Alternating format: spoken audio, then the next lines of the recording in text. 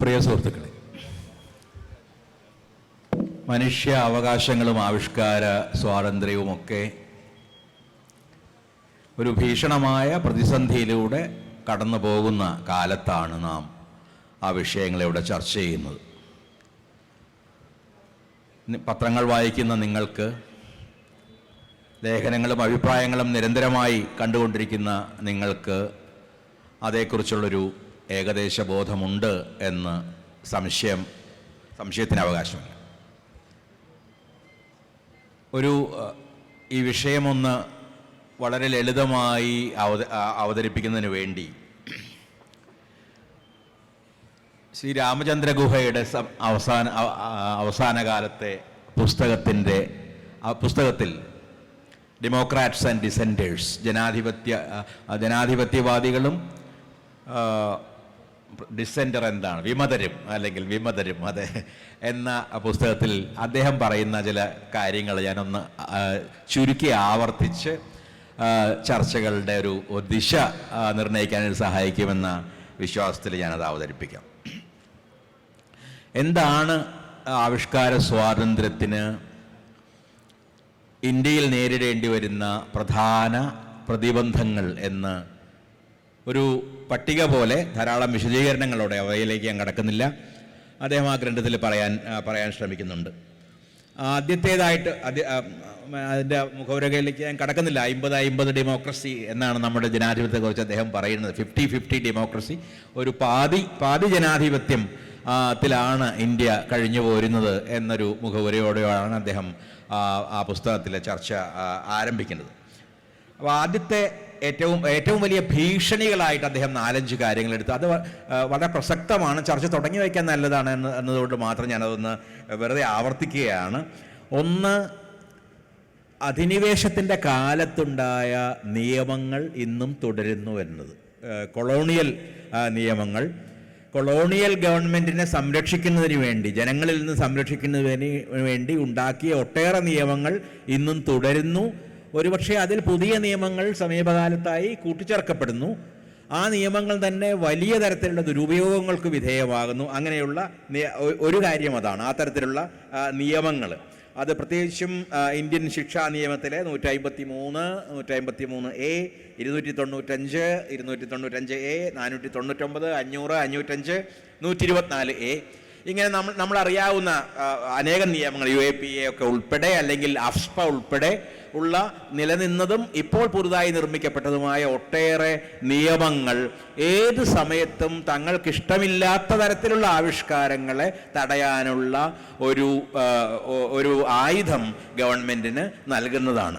ഈ നിയമങ്ങളൊക്കെ തന്നെ ഉണ്ടാക്കപ്പെട്ടത് ചില ലക്ഷ്യപ്രഖ്യാപനങ്ങളോടെയാണ്. അത് മാനം കെടുത്തുന്നതാകരുത്, ലഹളകൾ ഉണ്ടാക്കാൻ കാരണമാകരുത്, വിദ്വേഷം വളർത്തുന്നതാകരുൻഡ്, മതവികാരങ്ങളെ വ്രണപ്പെടുത്തരുത്, ഇങ്ങനെയൊക്കെയുള്ള ലക്ഷ്യങ്ങൾ പ്രഖ്യാപിച്ചുകൊണ്ടാണ് ഈ നിയമങ്ങൾ പലതും ഉണ്ടായിട്ടുള്ളത്. അല്ലെങ്കിൽ ഗവൺമെൻറ്റിനോട് വിരോധം വളർത്തുന്നതാകരുത്, ഇങ്ങനെയൊക്കെയുള്ള കാര്യങ്ങൾ പറഞ്ഞുകൊണ്ടാണ് നിയമങ്ങളൊക്കെ നിർമ്മിക്കപ്പെട്ടത്. പക്ഷേ എന്നാൽ ആ നിയമങ്ങളെല്ലാം തന്നെ നമ്മുടെ സ്വാതന്ത്ര്യാനന്തര കാലഘട്ടം നോക്കുക, ആ നിയമങ്ങളെല്ലാം തന്നെ ഗവൺമെൻറ്റുകൾ നിരന്തരമായി ദുരുപയോഗം ചെയ്തിട്ടുണ്ട്. അത് ഏറ്റവും ഭീകരമായി ദുരുപയോഗം ചെയ്യപ്പെട്ടുകൊണ്ടിരിക്കുന്ന ഒരു കാലത്താണ് നാം ഇന്ന് ജീവിക്കുന്നത്. രണ്ടാമത്, നമ്മുടെ നീതിന്യായ വ്യവസ്ഥയിൽ തന്നെയുള്ള അതിൻ്റെ അപൂർണതകൾ. കാരണം ഒന്ന്, ദീർഘകാലത്തിലൂടെ കടന്നു ഒരു കേസ് തീരുമാനത്തിലെത്തണമെങ്കിൽ അത് ദീർഘമായ ഒരു കാലത്തിലൂടെ കടന്നു പോകണം. പെട്ടെന്നുള്ള തീരുമാനങ്ങൾ ഒന്നും തന്നെ ഉണ്ടാകുന്നില്ല. പല ജഡ്ജിമാരും സ്വന്തം പബ്ലിസിറ്റിക്ക് വേണ്ടിയോ അല്ലെങ്കിൽ നിലനിൽക്കുന്ന ഗവൺമെൻറ്റിനെ സന്തോഷിപ്പിക്കാൻ വേണ്ടിയോ ചില തീരുമാനങ്ങൾ, വിധിനിർണയങ്ങൾ നടത്തുന്നു. ഇങ്ങനെയുള്ള ഒരു ജുഡീഷ്യൽ സിസ്റ്റത്തിൻ്റെ തന്നെ, നീതി നടപ്പിലാക്കൽ വ്യവസ്ഥയുടെ തന്നെ പരിമിതികളാണ് രണ്ടാമത്തേതായിട്ട്. മൂന്നാമത്തേത്, സ്വത്വ രാഷ്ട്രീയത്തിൻ്റെ ഉദയം. അദ്ദേഹം പ്രധാനമായിട്ടും ഉദ്ദേശിക്കുന്നത് സാമുദായിക രാഷ്ട്രീയത്തെയാണ്. ഈ മതം വ്രണപ്പെട്ടു, സമുദായം വ്രണപ്പെട്ടു എന്ന പരാതികൾ കൂടിക്കൂടി വരുന്നൊരു കാലത്താണ്. ഒരു പക്ഷേ പണ്ട് എനിക്ക് തോന്നുന്നത്, ചില തിരിഞ്ഞു നോക്കിയാൽ നമ്മുടെ കേരളത്തിലൊക്കെ ഉണ്ടായിരുന്ന ഇപ്പോൾ MTയുടെ എന്താണ് ആ നിർമാല്യം പോലുള്ള ഒരു സിനിമ, ഭഗവതിയുടെ ബിംബത്തിൽ വെളിച്ചപ്പാട് തുപ്പുന്ന പോലുള്ള ആ തരത്തിലൊരു സിനിമ, എന്തിന് അരവിന്ദന്റെ കാഞ്ചന സീത പോലെ ശ്രീരാമനെയും മറ്റും ഒരു ആദിവാസിയായി ചിത്രീകരിക്കുന്ന സിനിമ, അതുപോലും ഇന്ന് ഒരുപക്ഷെ അവ അനുവദിക്കപ്പെടുകയില്ല, കല്ലെറിയപ്പെടും എന്ന് എനിക്ക് തോന്നുന്നു. അപ്പോൾ ഒരു കാലത്ത് ഉണ്ടായിരുന്ന ഒരു സഹിഷ്ണുത അത് ക്രമേണ നഷ്ടപ്പെടുന്നു. അതിന് പിറകിൽ പലപ്പോഴും സമുദായങ്ങളുടെ ചില സ്ഥാപിത താല്പര്യങ്ങളുണ്ട്. പലപ്പോഴും അവർ പോലും വിശ്വസിക്കാത്ത കാര്യങ്ങളുടെ പേരിലാണ്. അത് സൽമാൻ റുഷ്ദിയുടെ സൈറ്റാനിക് വേഴ്സസ് നിരോധിക്കുന്നതിലേക്ക് നയിച്ച കാര്യങ്ങളാകട്ടെ, അല്ലെങ്കിൽ MF ഹുസൈനെതിരായിട്ടുണ്ടായ ആക്രമണങ്ങളാകട്ടെ, പിന്നീട് ഒട്ടേറെ ചിന്തകർക്കെതിരായിട്ട് സമീപകാലത്ത് നടന്ന പൻസാരയുടെയും ദാബോൽക്കറുടെയും കാൽബുർഗിയുടെയും ഒക്കെ കൊലപാതകങ്ങളാകട്ടെ, ഇങ്ങനെ നോക്കുമ്പോഴൊക്കെ പല സമുദായങ്ങൾ നിരന്തരമായിട്ട് വ്രണപ്പെടുകയും വളരെ വേഗം വ്രണപ്പെടാൻ അവർ തയ്യാറായിരിക്കുകയും ചെയ്യുന്ന ഒരു തരം അവസ്ഥ ഇന്ന് നിലവിലുണ്ട്. അങ്ങനെ വന്നിട്ടുള്ള ഒരു സമുദായാടിസ്ഥിതമായ അടിത്തറയായിട്ടുള്ള രാഷ്ട്രീയത്തിൻ്റെ ഒരു ശക്തിപ്പെടൽ ഒരുപക്ഷെ ഈ കാര്യങ്ങളെ അടുത്ത കാലത്ത് നമുക്കറിയാം. കേരളത്തിൽ തന്നെ ഒരു പ്രശസ്തനായ ചിത്രകാരൻ്റെ പെയിന്റിംഗ്, ഒരു പ്രശസ്തനായ ശില്പിയുടെ ശില്പം, ഇതിനെതിരായിട്ട് പള്ളിയും SNDPയും ഒക്കെ പ്രതികരിച്ചത് എങ്ങനെയാണെന്ന് നമുക്കറിയാം. പല എല്ലാ സമുദായങ്ങളിൽ നിന്നും വാസ്തവത്തിൽ പല കാലങ്ങളിലായിട്ട് ഈ തരത്തിലുള്ള ഈ വ്രണപ്പെടലുകളെക്കുറിച്ചുള്ള പരാതിയും അതിനെ തുടർന്ന് അതിനോട് ആനുകൂല്യമുള്ള രീതിയിലുള്ള തീരുമാനങ്ങൾ ചിലപ്പോൾ സ്വകാര്യ സംഘടനകളുടെ ഭാഗത്തു നിന്ന് അല്ലെങ്കിൽ ചിലപ്പോൾ ഗവൺമെന്റിന്റെ ഭാഗത്തു നിന്ന് ഉണ്ടാവുകയും ചെയ്യുന്നത് നാം കാണുന്നുണ്ട്. മറ്റൊന്ന് പോലീസിന്റെ പെരുമാറ്റം. പോലീസുകാർ ഈ അടുത്ത കാലത്തുണ്ടായ സംഭവങ്ങളിൽ മിക്കവാറും എല്ലാറ്റിലും തന്നെ പോലീസുകാർ സഹായിച്ചിട്ടുള്ളത് ഈ സ്വാതന്ത്ര്യം നഷ്ടപ്പെടുന്ന ആളുകളെ അല്ല, ആക്രമിക്കുന്ന ആളുകളെയാണ്. അത് ഹുസൈൻ്റെ ചിത്രപ്രദർശനമാകട്ടെ, പിന്നീട് അത്തരത്തിലുണ്ടായ നിരവധി സംഭവങ്ങൾ ബറോഡയിലുണ്ടായി, പല സ്ഥലങ്ങളിലും അരങ്ങേറി. അവിടെയൊക്കെ ഈ ആവിഷ്കാര സ്വാതന്ത്ര്യം നഷ്ടപ്പെട്ട നിസ്സഹായനായ കലാകാരൻ്റെ അല്ലെങ്കിൽ എഴുത്തുകാരൻ്റെ ഭാഗത്തല്ല. പെരുമാൾ മുരുകൻ്റെ കേസ് തന്നെ ഒരു നല്ല ഉദാഹരണമാണ്. പോലീസുകാർ അദ്ദേഹത്തെ കൊണ്ടുപോയി മാപ്പ് പറയിക്കുകയാണ് ചെയ്തത്. ഇങ്ങനെ ആ സ്വാതന്ത്ര്യത്തിന് വേണ്ടിയല്ല, സ്വാതന്ത്ര്യത്തിൻ്റെ ഭാഗത്തല്ല പോലീസ് നിൽക്കുന്നത്. നേരത്തെ സ്വാതന്ത്ര്യം അടിച്ചമർത്താൻ ശ്രമിക്കുന്ന ആളുകളുടെ ഒരു ആയുധമായിട്ട്, ചട്ടുകമായിട്ട് പോലീസുകാർ മാറുന്നു. ആ തരത്തിലുള്ള ഒരു മുൻവിധികൾ ധാരാളം നിറഞ്ഞ സ്വാതന്ത്ര്യ ബോധത്തിന് തന്നെ എതിരാണെന്ന് തോന്നിക്കുന്ന തരത്തിലുള്ള ഒരു പോലീസിൻ്റെ പെരുമാറ്റം. മറ്റൊന്ന് പൊളിറ്റിക്കൽ ക്ലാസ് എന്ന് പൊതുവേ പറയാവുന്ന, അത് ഏതെങ്കിലും ഒരു രാഷ്ട്രീയ പാർട്ടിയെ മാത്രമായിട്ട് പറയാൻ കഴിയില്ല. ഏത് പാർട്ടിയുടെയും ഇന്ത്യയിലെ ചരിത്രം നോക്കിയാൽ അതിൽ ഇത്തരത്തിലുള്ള സന്ദർഭങ്ങൾ ധാരാളമായിട്ടുണ്ടായിട്ടുണ്ട്. സൈറ്റാനിക് വേഴ്സസ് നിരോധിച്ചത് ഒരു കോൺഗ്രസ് ഗവൺമെൻറ്റാണ്. ജ്യോതി ബാസുവിൻ്റെയും ബുദ്ധദേവ് ബാസുവിൻ്റെയും കാലത്ത് ബംഗാളിൽ തസ്ലീമയ്ക്ക് വേണ്ട പോലുള്ള യാതൊരു തരത്തിലുള്ള പിന്തുണയും അവിടെ നിന്ന് ലഭിച്ചിട്ടില്ല. ചില പുസ്തകങ്ങൾ, ഒരു സിനിമയ്ക്കെതിരായിട്ട് തന്നെയുള്ള പ്രഖ്യാപനം ഉണ്ടായിട്ടുണ്ട്. അപ്പോൾ പല ഗവൺമെൻറ് പല പാർട്ടികളും. അപ്പോൾ അതിന് പിറകിലുള്ളത് ഒരു പൊതുവേ പറഞ്ഞാൽ ഒരു ജനാധിപത്യ രാഷ്ട്രീയത്തെക്കാളേറെയുള്ള ഒരു വോട്ട് ബാങ്ക് രാഷ്ട്രീയമാണ്. ഈ വോട്ട് ബാങ്ക് രാഷ്ട്രീയം ഏതെങ്കിലും ജനവിഭാഗത്തെ പിണക്കാനുള്ള ഒരു ഭയം അതിൻ്റെ അടിത്തറയായിട്ടുള്ളത് കൊണ്ട് അവർ പലപ്പോഴും ഈ ശബ്ദിക്കുന്ന ഒരു ന്യൂനപക്ഷമാണ്. മുസ്ലിങ്ങളല്ല സൈറ്റാനിക് വേഴ്സസ് നിരോധിക്കണമെന്ന് ആവശ്യപ്പെട്ട് സാധാരണ മുസ്ലിങ്ങളല്ല, കുറച്ച് ക്ലരിക്കുകൾ, കുറച്ച് മുസ്ലിം മത നേതാക്കന്മാർ മാത്രമാണ്. അവർ ഒരു തരത്തിൽ മുസ്ലിങ്ങളുടെ ശബ്ദത്തെ പ്രതികരിച്ചിട്ടുണ്ടെന്ന് എനിക്ക് തോന്നുന്നില്ല ഒരു വിശാലമായ അർത്ഥം. അതുപോലെ തന്നെയാണ് ഇന്ന് ഹിന്ദുത്വവാദികളും ചെയ്യുന്നത്. ഹിന്ദുക്കളെ അവരേതെങ്കിലും തരത്തിൽ പ്രതികരിക്കുന്നില്ല. പക്ഷെ ആ തരത്തിലുള്ള അവരെ സന്തോഷിപ്പിക്കുന്ന ഒരു സമീപനം ഗവൺമെൻറ്റിൻ്റെ ഭാഗത്തു നിന്നുണ്ടാകുന്നതോടുകൂടി ഈ തരത്തിലുള്ള പ്രവണതകൾ കൂടുതൽ ശക്തമായിട്ട് വരുന്നു. അവസാനത്തേത് മാധ്യമങ്ങൾ പരസ്യങ്ങളെ ആശ്രയിക്കുന്നു. ഈ പരസ്യങ്ങളുടെ പ്രധാന പ്രഭവങ്ങൾ രണ്ടാണ്. ഒന്ന് ഗവൺമെൻറ്റിൻ്റെ പരസ്യങ്ങൾ കൊണ്ടാണ് ഒരുപാട് പത്രങ്ങളും മാസികകളും ടെലിവിഷൻ ചാനലുകളും. രണ്ട് കോർപ്പറേറ്റ് ഹൗസസ്, വലിയ വ്യവസായ ശൃംഖലകൾ അല്ലെങ്കിൽ വൻ വ്യവസായികൾ. ഈ വൻ വ്യവസായികളുടെ പരസ്യം കൊണ്ടാണ് ഇവർ പലതും നിലനിൽക്കുന്നത്. നമുക്കറിയാവുന്ന പോലെ നമ്മുടെ TV ചാനലുകളുടെ പലതിൻ്റെയൊക്കെ ഉടമകൾ തന്നെ ഇത്തരത്തിലുള്ള കോർപ്പറേറ്റുകളാണ്. അപ്പോൾ അത്തരമൊരു സന്ദർഭത്തിൽ സത്യം പുറത്തു വരാനുള്ള സാധ്യത വളരെയധികം കുറയുന്നു. ഒരു പ്രത്യേക സത്യത്തെ അല്ലെങ്കിൽ ഒരു പ്രത്യേക വർഗത്തിന് ആവശ്യമായ സത്യങ്ങൾ മാത്രം അല്ലെങ്കിൽ ഭരണകൂടത്തിന് ആവശ്യമായ ആവശ്യമായ സത്യങ്ങൾ മാത്രം പറയുക എന്ന് മാത്രമല്ല, അവർക്ക് ആവശ്യമെങ്കിൽ അസത്യങ്ങൾ ധാരാളമായി സൃഷ്ടിക്കുകയും പ്രചരിപ്പിക്കുകയും ചെയ്യുക. ഇത് മാധ്യമങ്ങൾ നിരന്തരമായിട്ട് ചെയ്തുകൊണ്ടിരിക്കുന്നു.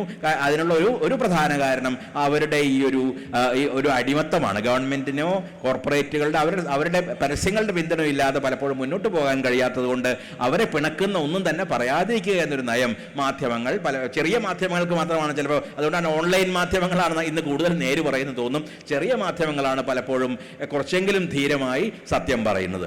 ഇത് ഒരു തുടക്കം എന്നുള്ള നിലയ്ക്ക് പറഞ്ഞതാണ്. ഈ 5-6 ശക്തികൾ ഒരുപക്ഷെ ആവിഷ്കാര സ്വാതന്ത്ര്യത്തിൻ്റെ കാര്യത്തിൽ, മനുഷ്യാവകാശത്തിൻ്റെ കാര്യത്തിലൊക്കെ തന്നെ പ്രതിലോമ ശക്തികളായി, പ്രതിബന്ധങ്ങളായി നിലനിൽക്കുന്നുണ്ട് എന്ന് തോന്നുന്നു. ഇത് ഒരു ചർച്ച ആരംഭിക്കുന്നതിന് വേണ്ടി ഞാൻ ചില ആശയങ്ങൾ പറഞ്ഞു എന്നേ ഉള്ളൂ. ഇതിൽ തന്നെ ഒതുങ്ങി നിൽക്കേണ്ടതില്ല ചർച്ച. എങ്കിലും മനുഷ്യാവകാശങ്ങളുടെയും ആവിഷ്കാര സ്വാതന്ത്ര്യം ഇന്നത്തെ അവസ്ഥയെക്കുറിച്ച് നമുക്ക് ആനന്ദ് മുതൽ അങ്ങോട്ട് നമുക്ക് സംസാരം ആരംഭിക്കാം.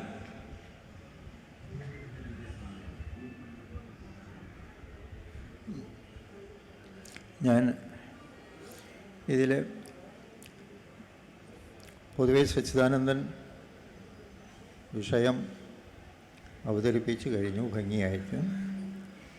ഞാനിതിനെ കുറച്ച് വേറെ ഒരു ആംഗിളിൽ കൂടെ ഒന്ന് സമീപിക്കാൻ ശ്രമിക്കട്ടെ. ഇന്നത്തെ അവസ്ഥ നമുക്കെല്ലാവർക്കും അറിയാം. ഇവിടെ ഇരിക്കുന്ന ഒരുമാതിരി എല്ലാവർക്കും അറിയാമെന്ന് ഞാൻ വിശ്വസിക്കുന്നു.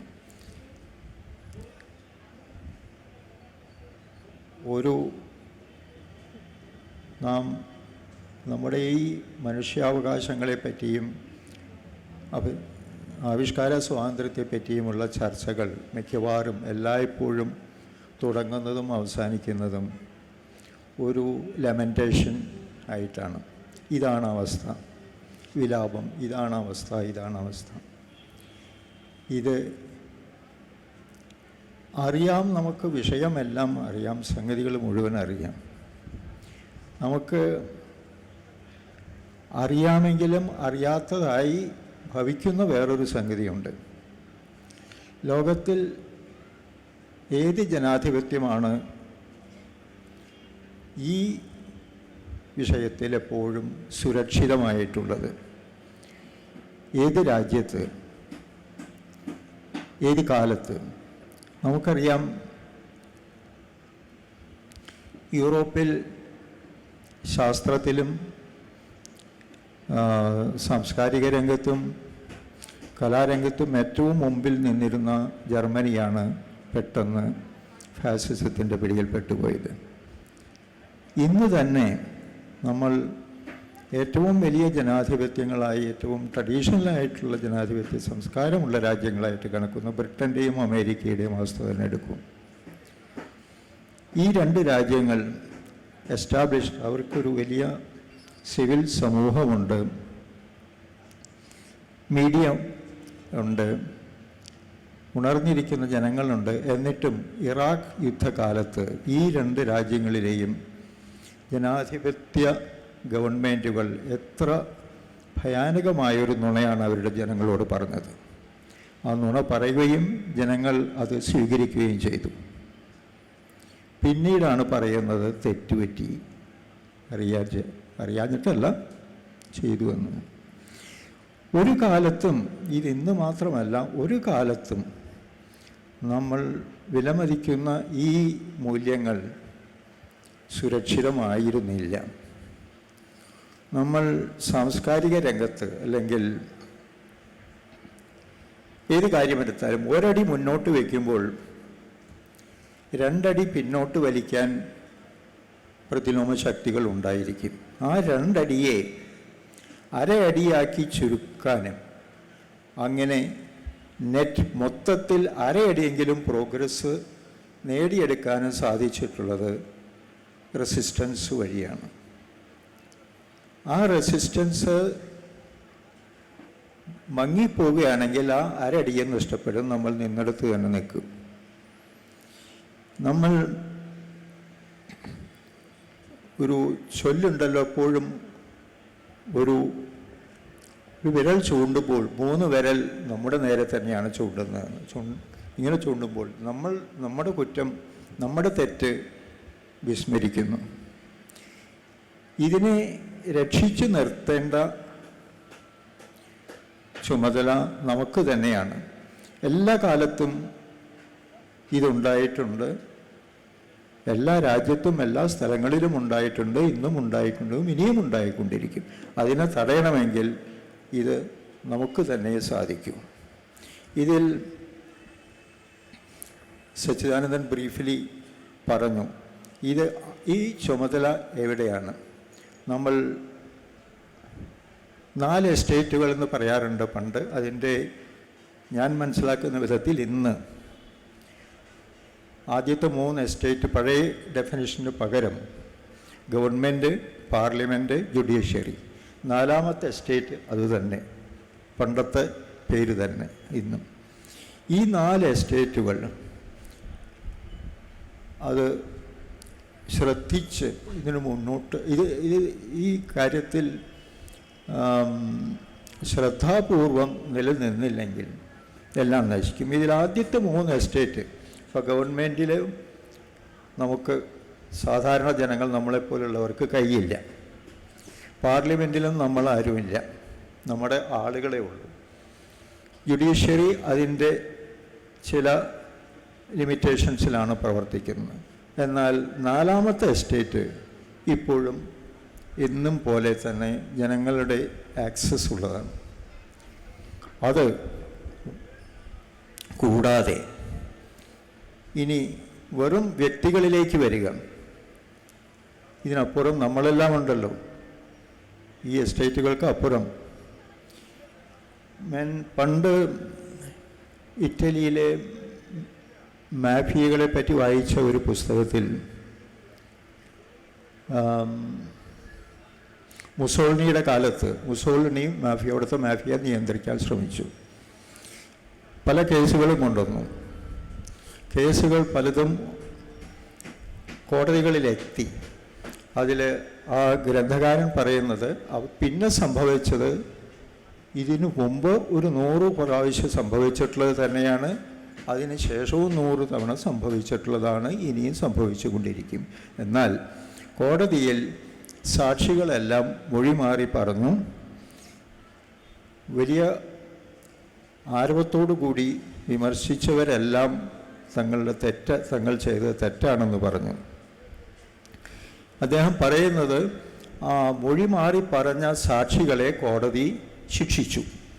ആ സമയത്ത് ആ സാക്ഷികളുടെ മുഖത്തുണ്ടായിരുന്ന ഭാവം ദുഃഖമായിരുന്നില്ല, റിലീഫായിരുന്നു. അവർക്ക് ജീവിതം തിരിച്ചു കിട്ടിയെന്ന്, അല്ലെങ്കിൽ അവർ കൊല്ലപ്പെടുമെന്ന്.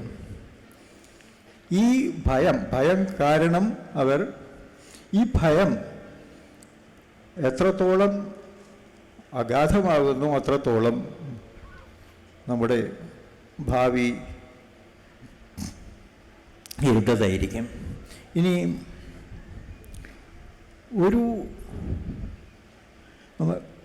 ഇപ്പോൾ ഭാഷാപോഷണിയുടെ ഡിസംബർ ലക്കത്തിൻ്റെ കഥ സച്ചിദാനന്ദൻ പറഞ്ഞു. എന്തിന് ഇങ്ങനൊരു സംഗതി ഉണ്ടാകണമായിരുന്നു? ഇത് അത്രത്തോളം ദുർബലമാണോ നമ്മളുടെ മാധ്യമങ്ങൾ, അതിൻ്റെ മാനേജ്മെൻറ്റുകൾ? അന്ന് ആർക്കും അറിയുമായിരിക്കില്ല, ഞങ്ങൾ കുറച്ച് പേര് കൂടി ഒരു എഴുത്തെഴുതി മാനേജ്മെൻറ്റിന്. വളരെ ഭവ്യതയോടുകൂടി മാന്യമായിട്ട് തന്നെയാണ് എഴുതിയത്, ഡിഗ്നിഫൈഡ് മാനർ. അവർ ചീത്ത പറഞ്ഞുകൊണ്ടൊന്നുമല്ല, ഇത് ശരിയായില്ല, ഇത് നടക്കാൻ പാടില്ല എന്ന് പറഞ്ഞുകൊണ്ട്. അത് കഴിഞ്ഞിട്ട് എത്രയോ 2 മാസം മറ്റുമായി. മാനേജ്മെൻറ്റ് അതിനൊരു മറുപടി പോലും തരണമെന്ന് വിചാരിച്ചില്ല. ഞങ്ങൾ വലിയ ആളുകളായിട്ടല്ല, ഞങ്ങളൊക്കെ പാവങ്ങൾ തന്നെയാണ്. എന്നാലും ഇങ്ങനെ ഒരു എഴുത്ത് വരുമ്പോൾ അതിനൊരു മറുപടി തരേണ്ട അതുപോലും ആവശ്യമായി മാനേജ്മെൻറ്റ് തോന്നിയില്ല. എന്നാൽ പിന്നെ ഞാൻ കേട്ടത് മാനേജ്മെൻറ്റ് ആരാണ്, ഫാദർ ബിഷപ്പിനെ കാണാൻ പോയപ്പോൾ ബിഷപ്പ് ഈ മാനേജ്മെൻറ്റിലുള്ള ഉള്ളിൽ നിന്ന് കേട്ടതാണ്, ശരിയാണോ എന്ന് അറിഞ്ഞുകൂടാ, അവരെ സ്വീകരിക്കാൻ പോലും തയ്യാറില്ല, വിളിച്ചിരുത്തിയില്ലെന്ന് പോലും ഈ മാനേജേഴ്സിന്. ഇതിൻ്റെ ആവശ്യം എവിടെയാണ്? നമ്മൾ ഒരു മെഡിക്കൽ സയൻസിൽ ഒരു പ്രതിഭാസമുണ്ട്. Autonomic nervous system. ഞാൻ വായിച്ചിട്ടുള്ളതാണ്, ഡോക്ടർമാരുണ്ടെങ്കിൽ ക്ഷമിക്കുക. അതായത് നമ്മളെ രണ്ട് കാലിൽ നിൽക്കുന്ന ജീവിയാക്കി പ്രകൃതി സൃഷ്ടിച്ചപ്പോൾ 4 കാലിലുള്ള ജീവികളും ഉണ്ടായിരുന്നു. അതിനു മുമ്പ് 2 കാലിൽ നിൽക്കുന്ന ജീവിയാക്കി മനുഷ്യനെ പിടിച്ചു നിർത്തിയപ്പോൾ പ്രകൃതി ചെയ്തൊരു കാര്യം, അതായത് നമ്മളുടെ ജീവിതം, എല്ലാ ജീവവസ്തുക്കളും ഗ്രാവിറ്റേഷണൽ ഫോഴ്സിൻ്റെ എതിരായിട്ടുള്ളൊരു സ്ട്രഗിളാണ് നമ്മൾ ജീവിക്കുക എന്ന് പറയുന്നത്. നിൽക്കുക, നടക്കുക എല്ലാം. ഇത് അങ്ങനെ നിൽക്കുന്ന ഒരു മനുഷ്യനിൽ അയാളുടെ ബ്ലഡ് മുഴുവനും കാലിൻ്റെ അടിയിലേക്ക് ഊർന്നുകൂടും. അങ്ങനെ ഊർന്നുകൂടാതെ സൂക്ഷിക്കുന്നത് ആണ് ഈ ANS എന്ന് പറയുന്നത്, ബ്ലഡ് സർക്കുലേഷൻ. ഇതുപോലെ ഒന്നല്ല, 4, 5, 8, 9, 10 സിസ്റ്റംസ് ശരീരത്തിലുണ്ട് പ്രകൃതി തന്നിട്ടുള്ളത്. ഇതെല്ലാം മനുഷ്യനെ എഴുന്നേറ്റ് നിൽക്കാൻ സഹായിക്കുന്നതാണ്.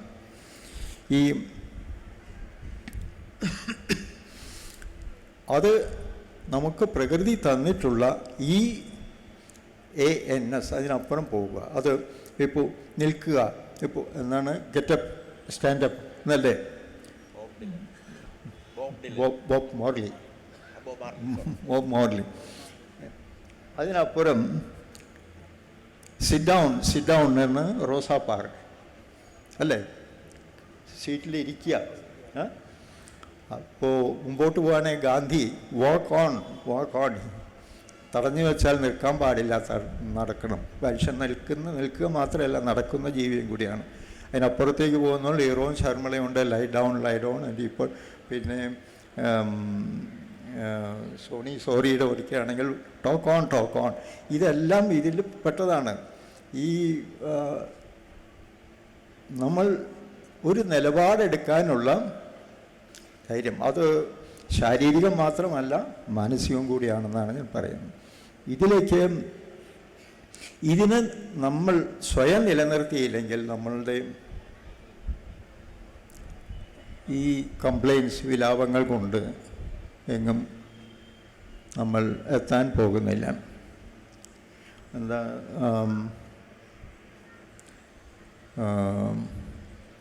കവിത,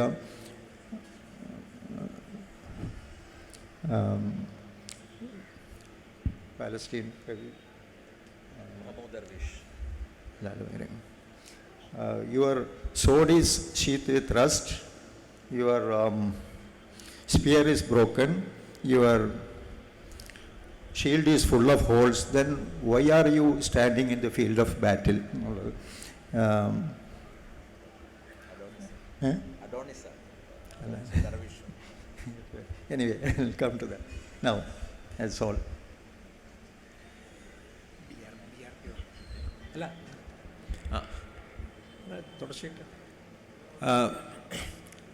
നമ്മളൊരു അടിയന്തരാവസ്ഥയിലൂടെ കടന്നുപോയി. അടിയന്തരാവസ്ഥ പോലുള്ളൊരു സാഹചര്യം ഇന്ന് നിലനിൽക്കുന്നുവെന്ന് ഒരുപാട് പേർ പറയുന്നുണ്ട്. അത് രണ്ടും വളരെ വ്യത്യസ്തങ്ങളായ സാഹചര്യങ്ങളായിട്ടാണ് രാഷ്ട്രീയമായിട്ട് ഞാനതിനെ മനസ്സിലാക്കുന്നത്.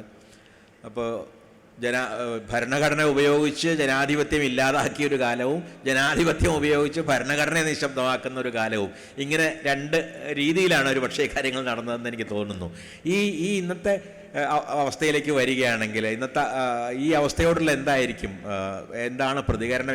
ഏതെല്ലാം കാര്യങ്ങളാണ് നമുക്ക് ആനന്ദ് പറഞ്ഞതുപോലെ പ്രതിരോധിക്കാനായിട്ട് നമുക്ക് എഴുത്തുകാർ, വേറെ വലിയ ആയുധങ്ങളൊന്നും ഇല്ലാതെ നമുക്ക് എന്തെല്ലാം ചെയ്യാൻ കഴിയും? മുതലായ കാര്യങ്ങളെക്കുറിച്ച് സക്കറി. ഇപ്പോൾ ആനന്ദ് പറഞ്ഞ ഒരു പ്രധാനപ്പെട്ട കാര്യമുണ്ട്. ഇത്തരം അവസ്ഥകൾ എക്കാലവും എല്ലാ സമൂഹങ്ങളിലും എല്ലായ്പ്പോഴും നിലനിന്നിരുന്നു. അടിയന്തരാവസ്ഥയുടെ 18 മാസങ്ങൾ നമുക്ക് നൽകിയ ഒരു കോൺഗ്രസ് പാർട്ടിയാണ് ഇവിടെ ഇന്ത്യയിലുള്ളത്. മറ്റു പലതരത്തിലും ഭീകരതകൾ കാണിച്ചിട്ടുള്ള നിരവധി രാഷ്ട്രീയ പാർട്ടികൾ ഇന്ത്യയുടെ മറ്റു പല ഭാഗങ്ങളിലും പ്രവർത്തിക്കുന്നുണ്ട്. അപ്പോൾ അങ്ങനെ വന്നു കഴിഞ്ഞപ്പോൾ ഇപ്പം മോദി സർക്കാരും BJPയും സംഘപരിവാരും പറയുന്നത്, നിങ്ങൾ എന്തിനാണ് ഞങ്ങളെ ഇത്രമാത്രം അധിക്ഷേപിക്കുന്നത്, ഇതെല്ലാം പണ്ടും ചെയ്തിട്ടുള്ളതല്ലേ എന്നാണ് നമുക്ക് പലപ്പോഴും കിട്ടുന്ന ചോദ്യം, തിരിച്ചു കിട്ടുന്ന ചോദ്യം. ഇതൊരു ഇന്ത്യൻ ജനാധിപത്യത്തിൻ്റെ ഒരു വല്ലാത്ത ഒരു കുരുക്കാണ്. അപ്പോൾ ഇത് എങ്ങനെ നമ്മൾ ഇന്ന് ഒരു ഭൂരിപക്ഷ ഫാഷിസമാണ്, അതായത് ഭൂരിപക്ഷത്തിനെ പ്രതിനിധീകരിക്കുന്നു. ഞാൻ അതിനു മുമ്പ് പറയേണ്ടത്, ഇപ്പോൾ എന്നോട് ഞാൻ ഹിന്ദുത്വ എന്ന് പറയുന്ന പ്രസ്ഥാനത്തെ വിമർശിക്കുമ്പോഴെല്ലാം പലപ്പോഴും എന്നോട് ആളുകൾ ചോദിക്കും, നിങ്ങൾ ഇത്രമാത്രമൊന്നും നിങ്ങൾ മുസ്ലിം എക്സ്ട്രീമിസത്തെ വിമർശിക്കുന്നില്ലല്ലോ. ക്രിസ്ത്യാനികളുടെ എക്സ്ട്രീമിസം, ക്രിസ്ത്യാനികൾക്ക് ഇനിയും KM മാണിയുടെ ലെവലിൽ കവിഞ്ഞ് ഇവിടെ ഒരു വിപ്ലവം ഉണ്ടായിട്ടില്ല. അതുകൊണ്ട് നമുക്ക് ക്രിസ്ത്യാനിയെ പറ്റി അങ്ങനെ അധികം പറയാൻ മാത്രം ഇല്ല. എന്നാൽ പോലും ക്രിസ്ത്യാനികൾ ഇവിടെ ഒരു ഫണ്ടമെൻ്റലിസം ഉണ്ടാക്കി എന്ന് നമുക്ക് ചിന്തിക്കാം. എന്തുകൊണ്ടാണ് എങ്കിൽ ഞാനതിനെ വിമർശിക്കണ്ടേ എന്ന ചോദ്യം വരുമ്പോൾ ഞാൻ പറയാറുള്ളത് ഇതാണ്: 2% വരുന്ന ക്രിസ്ത്യാനിയുടെയും 13% വരുന്ന മുസ്ലിങ്ങളുടെയും ഫണ്ടമെൻ്റലിസത്തിനേക്കാൾ എത്രയോ ആപത്കരമാണ് ബാക്കി ഏതാണ്ട് 87% വരുന്ന ഹിന്ദുക്കളെ പ്രതിനിധീകരിക്കുന്നു എന്ന വ്യാജേന ഇവിടെ അധികാരം പിടിച്ചെടുക്കുകയും ആ പ്രത്യേക രീതിയിലുള്ള ഒരു ഡിക്റ്ററ്റോറിയൽ സ്വേച്ഛാധിപത്യത്തിൻ്റെയും വർഗീയ ഫാഷിസത്തിൻ്റെയും അജണ്ട നടപ്പിലാക്കുകയും ചെയ്യുന്ന ആളുകൾ ഇന്നിവിടെ ഭരിക്കുന്നത്. അപ്പോൾ അതുകൊണ്ട് നാം കൂടുതൽ ഭയപ്പെടേണ്ടത് മെജോറിറ്റേറിയൻ ഫാഷിസത്തെയാണ്. എന്ന് വെച്ചുകൊണ്ട് ആ ഫാഷിസത്തിൻ്റെ കൂടെ മെജോറിറ്റി, കാരണം മോദിക്കും സംഘപരിവാരത്തിനും കൂടി ആകെ കിട്ടിയത് ഇവിടുത്തെ ഹിന്ദുക്കളുടെ 31% വോട്ടാണ്. വളരെ കഷ്ടപ്പെട്ട് കൂട്ടിക്കെട്ടിയുണ്ടാക്കി 31% വോട്ടാണ്. വോട്ട് ചെയ്ത ആളുകളുടെ 31%-ത്തിലാണ് നമ്മളെ ഇന്ന് ഡൽഹിയിൽ നിന്ന് ഭരിക്കുന്ന കൂട്ടുകാർ അവിടെ ഇരിക്കുന്നത്. അപ്പോൾ ഇത് എന്നാൽ പോലും അവർ 100%-ത്തിൻ്റെ ഒരു ശക്തി പ്രഖ്യാപിച്ചുകൊണ്ടും അവരുടെ പിന്നിലുള്ള ആ വിഷമയമായ ചിന്തകൾ മുഴുവനും എടുത്ത് അവർ നമ്മളുടെ മേലിന്ന് ഒഴുക്കിക്കൊണ്ടിരിക്കുകയാണ്. അപ്പം ഇത് പക്ഷേ എനിക്ക് മനസ്സിലാവുന്നത്തോളം ആനന്ദ് റെസിസ്റ്റൻസിൻ്റെ കാര്യം പറഞ്ഞു. നമ്മുടെ റെസിസ്റ്റൻസ് എല്ലാം പോയി. ഇന്ത്യയിലെല്ലാം കൂടി നമുക്ക് ഉണ്ടായിരുന്നത് ആദ്യത്തെ റെസിസ്റ്റൻസ്, എൻ്റെ ചരിത്രബോധം അത്ര കൃത്യമല്ല എങ്കിലും മഹാത്മാഗാന്ധി ബ്രിട്ടീഷുകാർക്കെതിരെ ഉണ്ടാക്കിയ റെസിസ്റ്റൻസ് ആയിരുന്നു നമ്മുടെ ആദ്യത്തെ റെസിസ്റ്റൻസ് മൂവ്മെൻറ്റ്. അവിടുന്ന് പിന്നെ അധികാരം, ജനാധിപത്യത്തിൻ്റെ പേരിൽ ഇന്ത്യയിൽ അധികാരം കൈയാളിയ ഒരാളും ഒരു പാർട്ടിയും, കോൺഗ്രസ്സോ അന്നുണ്ടായിരുന്ന സോഷ്യലിസ്റ്റ് പാർട്ടികളോ ഈ ഇന്ത്യയിലെ പലയിടത്തും അധികാരത്തിൽ വന്ന ഒരുത്തരും ജനാധിപത്യത്തെ അന്ന് എടുത്ത് ചവറ്റുകൊട്ടയിലിട്ടവരാണ് ആ ദിവസം. അപ്പം നമ്മുടെ പാരമ്പര്യം ഒട്ടും ശരിയല്ല. അപ്പോൾ കേരളത്തിൽ എന്താ റെസിസ്റ്റൻസ് ഉണ്ടായിട്ടുള്ളത് ഇതുവരെ? ഞാൻ പറഞ്ഞാൽ അത് ശരിയാണോ എന്ന് എനിക്കറിഞ്ഞുകൂടാ. കേരളത്തിലുണ്ടായ ഒരേ ഒരു റെസിസ്റ്റൻസ് എന്ന് പറഞ്ഞാൽ ഒരു രാഷ്ട്രീയ വ്യക്തിപരമായിട്ട് നാരായണ ഗുരുവിൻ്റെ തൊട്ടുള്ളതെല്ലാം റെസിസ്റ്റൻസുകളാണ്. പക്ഷേ ഒരു പൊളിറ്റിക്കൽ ലെവലിലുണ്ടായ ഒരേ ഒരു റെസിസ്റ്റൻസ് എൻ്റെ ഓർമ്മയിൽ കമ്മ്യൂണിസ്റ്റ് ഇടതുപക്ഷ പ്രസ്ഥാനത്തിൻ്റെ വരവായിരുന്നു. ആദ്യത്തെ കമ്മ്യൂണിസ്റ്റ് മന്ത്രിസഭ 57 അധികാരത്തിൽ വരുന്ന ആ നിമിഷം വരെ, ആ പോയിൻ്റ് വരെ അതിന് മുമ്പിലുണ്ടായ ആ ഒരു ജനകീയ പ്രസ്ഥാനമാണ് ഞാൻ കേരളത്തിൽ ഉണ്ടായിട്ടുണ്ട് എന്ന് മനസ്സിലാക്കിയിട്ടുള്ള ഏക റെസിസ്റ്റൻസ് മൂവ്മെൻറ്റ്. അതിൻ്റെ അവസ്ഥ എന്താണ് ഇന്ന്? അപ്പോൾ നമ്മൾ പാപ്പരായിട്ടിരിക്കുകയാണ്. കേരളത്തിൽ ഇന്ന് കമ്മ്യൂണിസം അടക്കം, CPM അടക്കമുള്ള CPI അടക്കമുള്ള ഇതെല്ലാം ആ റെസിസ്റ്റൻസ് എന്ന് പറയുന്ന ശക്തിയിൽ നിന്ന് ഇവിടുത്തെ എസ്റ്റാബ്ലിഷ്മെൻറ്റിൻ്റെ ഭാഗമായി തീർന്നു. ഇപ്പം ഭരിക്കണമെങ്കിൽ എസ്റ്റാബ്ലിഷ്മെൻ്റ് ആകാതെ പറ്റുകയില്ലായിരിക്കും. എനിക്കതിനെ അവരെ കുറ്റം പറയാൻ പറ്റുന്നില്ല. പക്ഷേ എത്രമാത്രം ഈ അധികാരത്തിൽ നമ്മൾ മുങ്ങിക്കുളിച്ചാലെങ്കിലേ ഭരിച്ചു എന്ന ഒരു വരുത്താൻ ഒക്കൂ എന്നൊക്കെയുള്ളൊരു പ്രശ്നമുണ്ട്. അപ്പം നമ്മൾക്കിവിടെ ആ രീതിയിലുള്ള റെസിസ്റ്റൻസൊക്കെ പോയി. സച്ചി ഒരു പ്രധാനപ്പെട്ട കാര്യം പറഞ്ഞ് ഞാൻ പെട്ടെന്ന് നിർത്താം.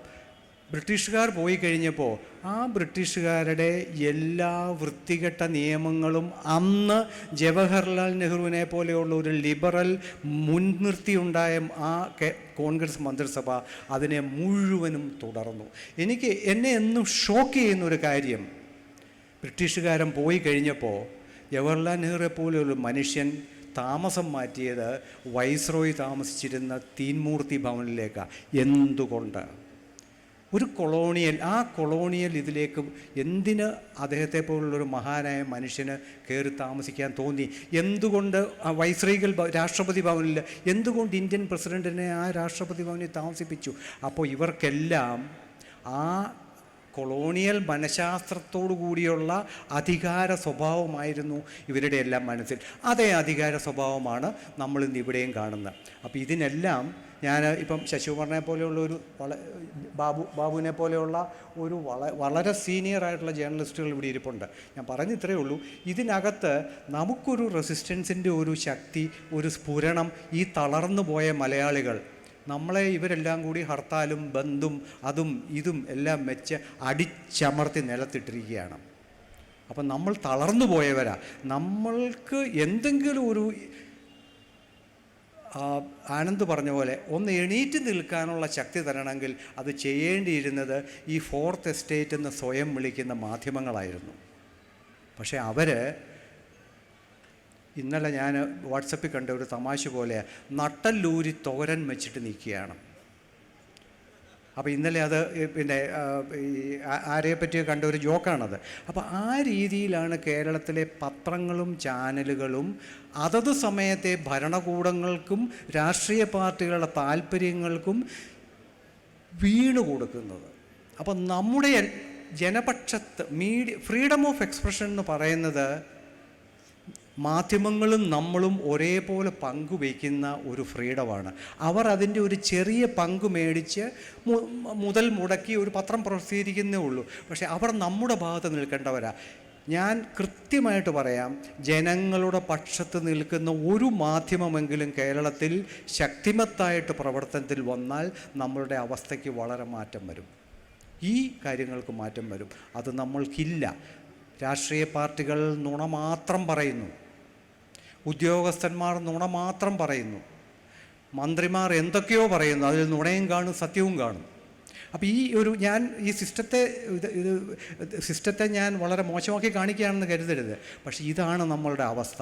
അപ്പോൾ ഇതിൽ മറ്റാർക്കും ഇപ്പം ഞങ്ങളല്ലേ ഇപ്പോൾ ഇവിടെ ഇരുന്ന് ഒരു 300 പേരോട് ഞാൻ ഇപ്പോൾ വർത്തമാനം പറഞ്ഞുകൊണ്ടിരിക്കുകയാണ്.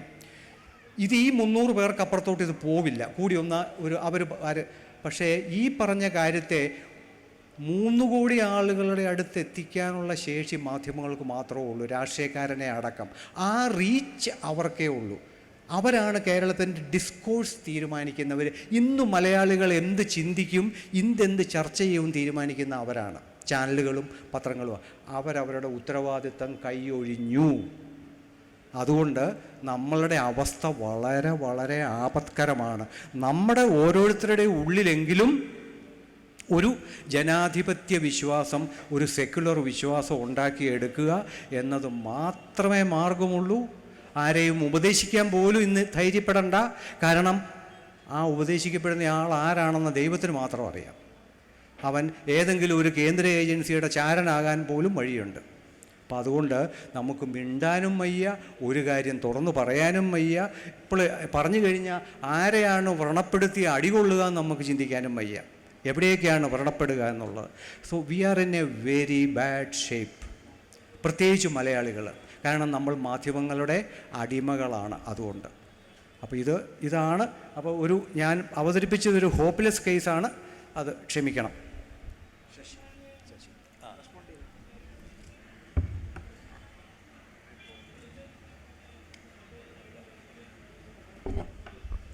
ഇവിടെ ശ്രീ ആനന്ദ് സൂചിപ്പിച്ചതുപോലെ എല്ലാ കാലത്തും ഇങ്ങനെ തന്നെയായിരുന്നു അവസ്ഥ. എഴുത്തുകാർക്ക് അല്ലെങ്കിൽ ക്രിയേറ്റീവ് ആർട്ടിസ്റ്റിന് ഇങ്ങനൊരു വെല്ലുവിളി ഏത് കാലത്തും ഉണ്ടായിട്ടുണ്ട്. അതിനെ നേരിടുക എന്നുള്ള അല്ലാതെ വേറെ നിവൃത്തിയില്ല എന്നുള്ളത് അതങ്ങനെ നിൽക്കുക തന്നെ. എനിക്ക് ചെറിയൊരു അഭിപ്രായ വ്യത്യാസം തോന്നുന്നത്, നമ്മൾ ഒരിക്കലും അനീതിയെ നോർമലൈസ് ചെയ്യരുത്. ഇപ്പം ട്രംപിനെ US എലക്ട് ചെയ്തപ്പോൾ അവിടെ ഒരു മൂവ്മെൻറ്റ് വന്നത്, don't normalise Trump, he may be elected but he still the villain he is. അയാൾ പറഞ്ഞ കൊള്ളാതൊക്കെ അതുപോലെ തന്നെ അയാൾ പറഞ്ഞ കാര്യങ്ങളൊക്കെ അതേപോലെ നമ്മൾ വിമർശിക്കണം. അയാൾ സ്ത്രീകളെ പറ്റി അയാളുടെ പറഞ്ഞതും ചെയ്തതും ഒട്ടാകെ അയാളുടെ പ്രവർത്തനത്തെ പറ്റി, അയാൾ ഇലക്ഷനിൽ ജയിച്ചു എന്ന് വിട്ടുകൊണ്ട് അതൊന്നും മാറുന്നില്ല. ഈ ഒരു പ്രവണത നമുക്കൊരു ഒരു സക്സസിൻ്റെ മുമ്പിൽ, വിജയത്തിൻ്റെ മുമ്പിൽ അതിനെ നോർമലൈസ് ചെയ്യേണ്ട ഒരു എന്താ പറയുക, ഒരു വൾണറബിലിറ്റി അല്ലെങ്കിൽ ഒരു നിസ്സഹായത പലപ്പോഴും നമ്മൾ അറിയാതെ തന്നെ നമ്മുടെ മനസ്സിൽ വരുന്നുണ്ട്. ഈ കാലഘട്ടത്തിൽ അത് നമ്മൾ പ്രത്യേകിച്ച് ശ്രദ്ധിക്കേണ്ട ഒരു കാര്യമാണെന്ന് എനിക്ക് തോന്നുന്നു. അപ്പോൾ ഇവിടെ അതുപോലെ തന്നെ ഇതെല്ലാ കാലഘട്ടത്തും ഉണ്ടായ പോലെ ഒരു വെല്ലുവിളിയാണോ എന്നെനിക്ക് തോന്നുന്നില്ല. സത്യമായിട്ടും ഇത് ഒരു എക്സ്ട്രോർഡിനറി സിറ്റുവേഷൻ തന്നെയാണ്. കാരണം ഇത് ശരിയാണ്, എമർജൻസി ഡിക്ലെയർ കോൺഗ്രസ്സാണ്, അവരും ഒരുപാട് കൊള്ളരാതെ കാണിച്ചിട്ടുണ്ട്. പക്ഷെ സെക്യുലറിസത്തിനെ ഒട്ടാകെ ഇല്ലാതാക്കുക, ചാലഞ്ച് ചെയ്യുക, അതിലേക്ക് ഇങ്ങനെ വലിയ ട്രാൻസ്ഗ്രഷൻസ്, സെക്യുലറിസം എന്ന് ഇപ്പോൾ ഏതൊരു ഈ BJPയിലോ RSSലോ ഉള്ള ആരോടും ചോദിച്ചാൽ നിങ്ങൾ സെക്യുലറിസത്തിൽ വിശ്വസിക്കുന്നുണ്ടോ എന്ന് വെച്ചാൽ അവർ മറുപടി പറയില്ല. അവർ പറയുന്നത് അത് ഏത് സെക്യുലറിസമാണെന്ന് ഒക്കെ ആലോചിച്ചിട്ട് വേണം പറയാൻ, അല്ലെങ്കിൽ ഇന്ത്യയിലെ ഏത് കാലഘട്ടത്താണ് നമ്മൾ കൊളോണിയസത്തിൽ നിന്ന് മാറിയത്, അല്ലെങ്കിൽ ഇൻവേഡേഴ്സ് ഇവിടെ എപ്പോഴാണ് വന്നത്. ഇൻവേഡേഴ്സ് ഇവിടെ വന്നത് ആര്യൻസ് വന്നപ്പോഴാണ്, അവരാണ് ഹിന്ദുസ് ഇവിടെ കൊണ്ടുവന്നത്. അതുപോലും ശരിയല്ല എന്ന് നമുക്ക് പറയണ്ടേ അപ്പോൾ. അത് ഇറ്റ്സ് നോട്ട് അവർ ഫെയ്ത്ത് എന്ന് പറയണ്ടേ. First invasion of India was by the Aryans എന്ന് പറയാൻ. അങ്ങനെയല്ലല്ലോ പറയാ. അവർ മുഹമ്മദ് ഗസ്നി വരെ എത്തുന്നവരെ അതിങ്ങനെ തർക്കം ചെയ്തുകൊണ്ടിരിക്കും.